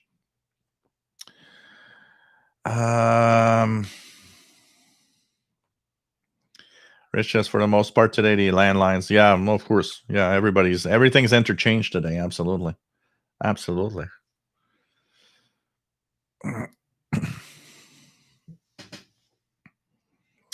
Yep, absolutely, Kamaxi. There was a no weather satellite, so yep. So here we go. Paul Richardson, yes, CBC was on 1070 AM, but no more. Okay, maybe in the past, but I'm pretty sure if it's not in Moncton, I think I still hear a New Brunswick AM station on one of the frequencies, but I'll try to remember it the next time we talk. Hey there, 1EA3014 SWL. Nice to have you on board from Barcelona, Spain. Nice to have you here. So let's see. Kamaxi 76. Here we go. You are moderator. And yeah, Randy in Riverside, California has been if I can find him somewhere. Hey, Randy. Here you go, moderator. Ta-dam. Da-da-da-da-da-da-da-dam. Let's bring in the fanfare. What else do we have? Let's go down. WF7i Homebrew, friend of mine a decade ago, used to DXTV passionately. He would say that e-skip happens year-round. With high-powered broadcasters is much more apparent. With hams, you see the summer season peak and a second lesser peak in the winter. Yeah, but it can happen, like he says, it can happen really, really anytime. Yep, weather patterns also, like Eric says, do troposkip, which also is very, very interesting. So it's really cool to see that. Michael W., nice to have you here. Eric Cottrell, with great power comes great responsibility.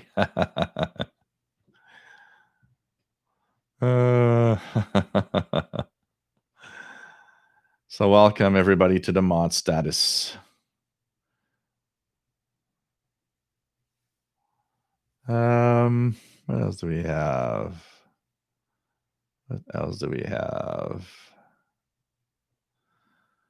Let's go down. Let's go down. Let's go down. Congratulations, everybody. Hey, take care, Bullfrog89. It's nice to have you here.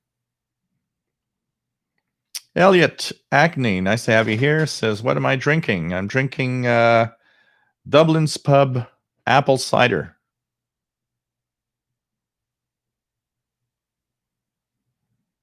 Only question is, we are human, elf, dwarf, ring bearers. I don't know. It is still interesting and so funny to when we think about it. But when you go to a website and it asks you to prove that you're a human, wasn't the other way around? We should ask if you're a robot.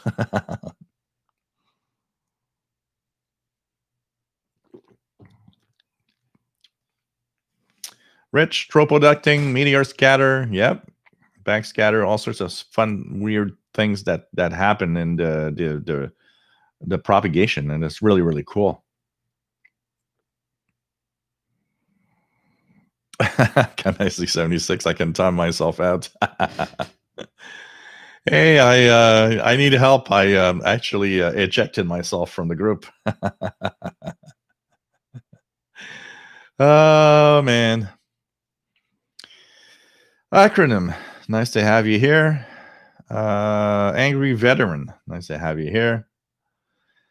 So one of the things that is interesting that came out of yesterday, I had an email from, of course, our friend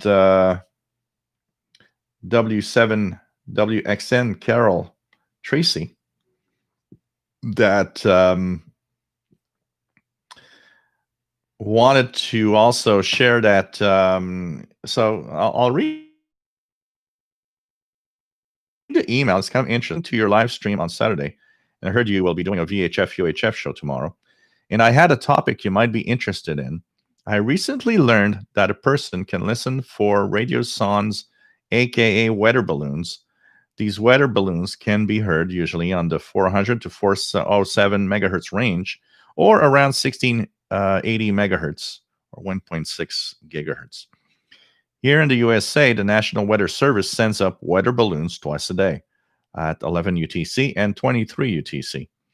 I'm not sure about Canada if they do this as well, and yes, they do. I don't know if they have the same times, but they do absolutely send weather balloons here too, twice a day. These weather balloons can also be tracked and decoded with free software. So he uses RS41 tracker, but there are many others. The type of signal is GMSK 6400 baud. The power output of these weather balloons is only a few milliwatts, but as they rise in altitude, they can be heard over 150 kilometers away, even with just a vertical antenna. Right now, I am using my RSPDX with a UHF beam plus RS41 tracker to tune in and decode a weather balloon from Salem, Oregon. My QTH is in Prineville, which is over 150 kilometers east of Salem and over a mountain range. There are plenty of YouTube videos for people doing this and chasing the balloon to retrieve the radio sound. Attached is an image of a few radio sound tracks I have picked up in the last few weeks. So this is cool. This is cool, and it's, you know, these are examples of when people say there's nothing out there. Well, you know what? You might be surprised at what's out there if you actually have a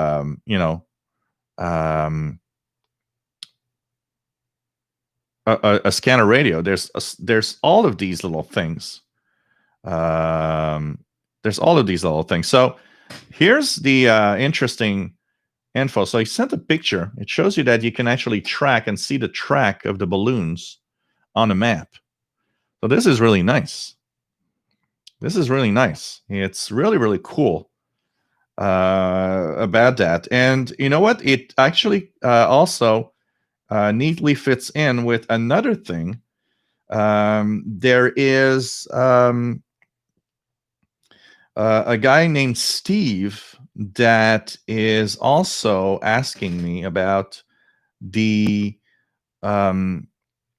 tracking that is done with wild birds with these RF trackers. And that also is something very interesting when you think about it. These are also transmitting. Some are transmitting in the VHF range, some in the UHF range. And this is kind of interesting because you can also listen in to these little tracking. So, especially when there's like a lot of migration of birds in the spring and the fall, it's interesting because you can actually hear the tracking. But you know what? This actually made me take a lot of notes because I want to learn more about a lot of these things. And I want to do videos about it, videos showing that I can maybe receive some here too. So thanks, Carol, for that info. And thanks, Steve, also for the question. We're going to check that out more seriously.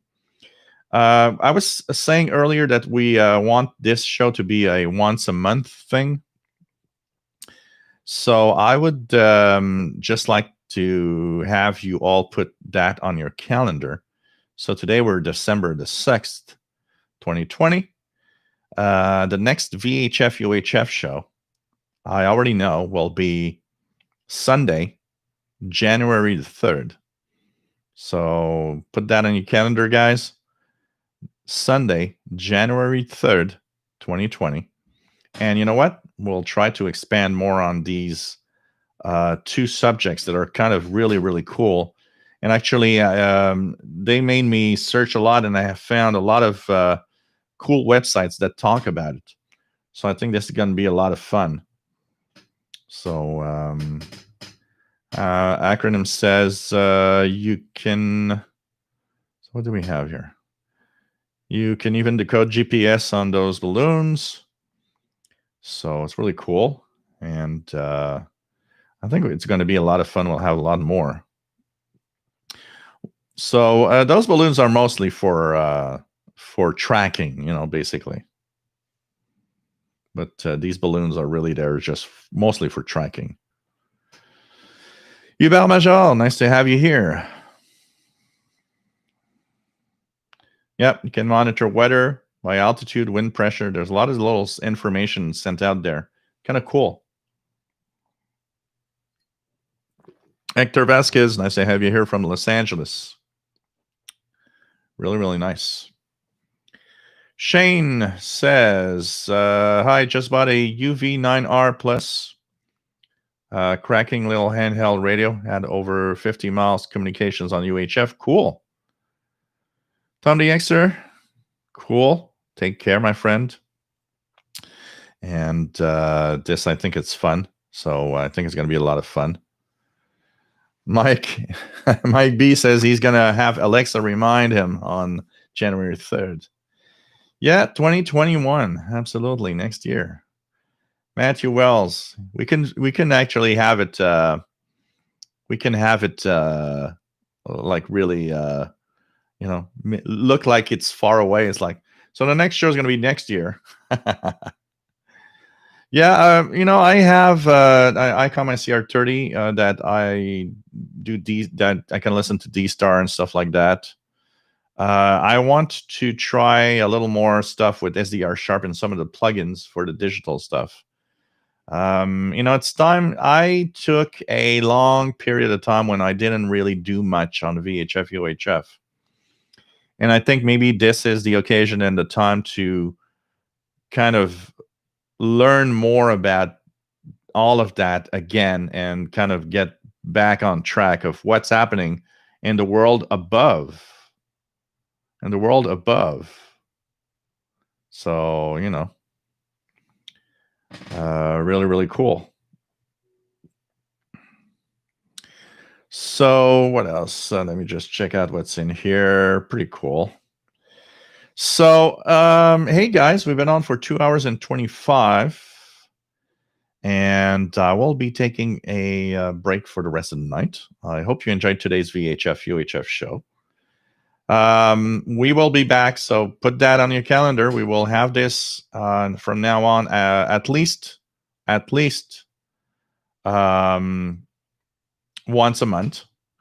So the next one will be January the 3rd.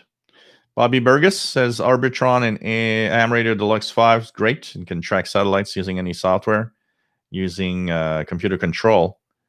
So yeah, they're pretty much abandonware, absolutely. But it still works well in general, honestly.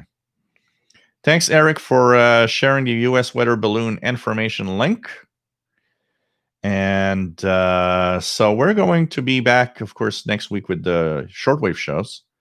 And put this on your calendar for the next show in the next year. No, I don't have any Discord stuff here. I don't use Discord at all. The only thing we have is the Facebook group for the official SWL channel. I tend to have a lot of things going on, so the more things that I have to add, the more complex my world gets. It gets to a point where it's a little too much sometimes, so we're just going to take it easy for now. And we'll see as time goes, So thanks, everybody, for being here. Hope you enjoyed today's VHF UHF show. Lots of interesting topics, lots of interesting subjects. And we'll be back here on January 3rd. For the next show at 21 hours UTC. And VE2FJG, FGJ, sorry. Nice to have you here. And thanks for being here. We will, of course, be back to the shortwave shows next week. So Wednesday, 7 p.m. Eastern, 0 hours UTC. Saturday, 3 p.m. Eastern, 20 hours UTC with shortwave show. And talk about shortwave radio. Take care, everybody. Love you all. Stay safe. And more VHF, UHF on the way. Bye-bye.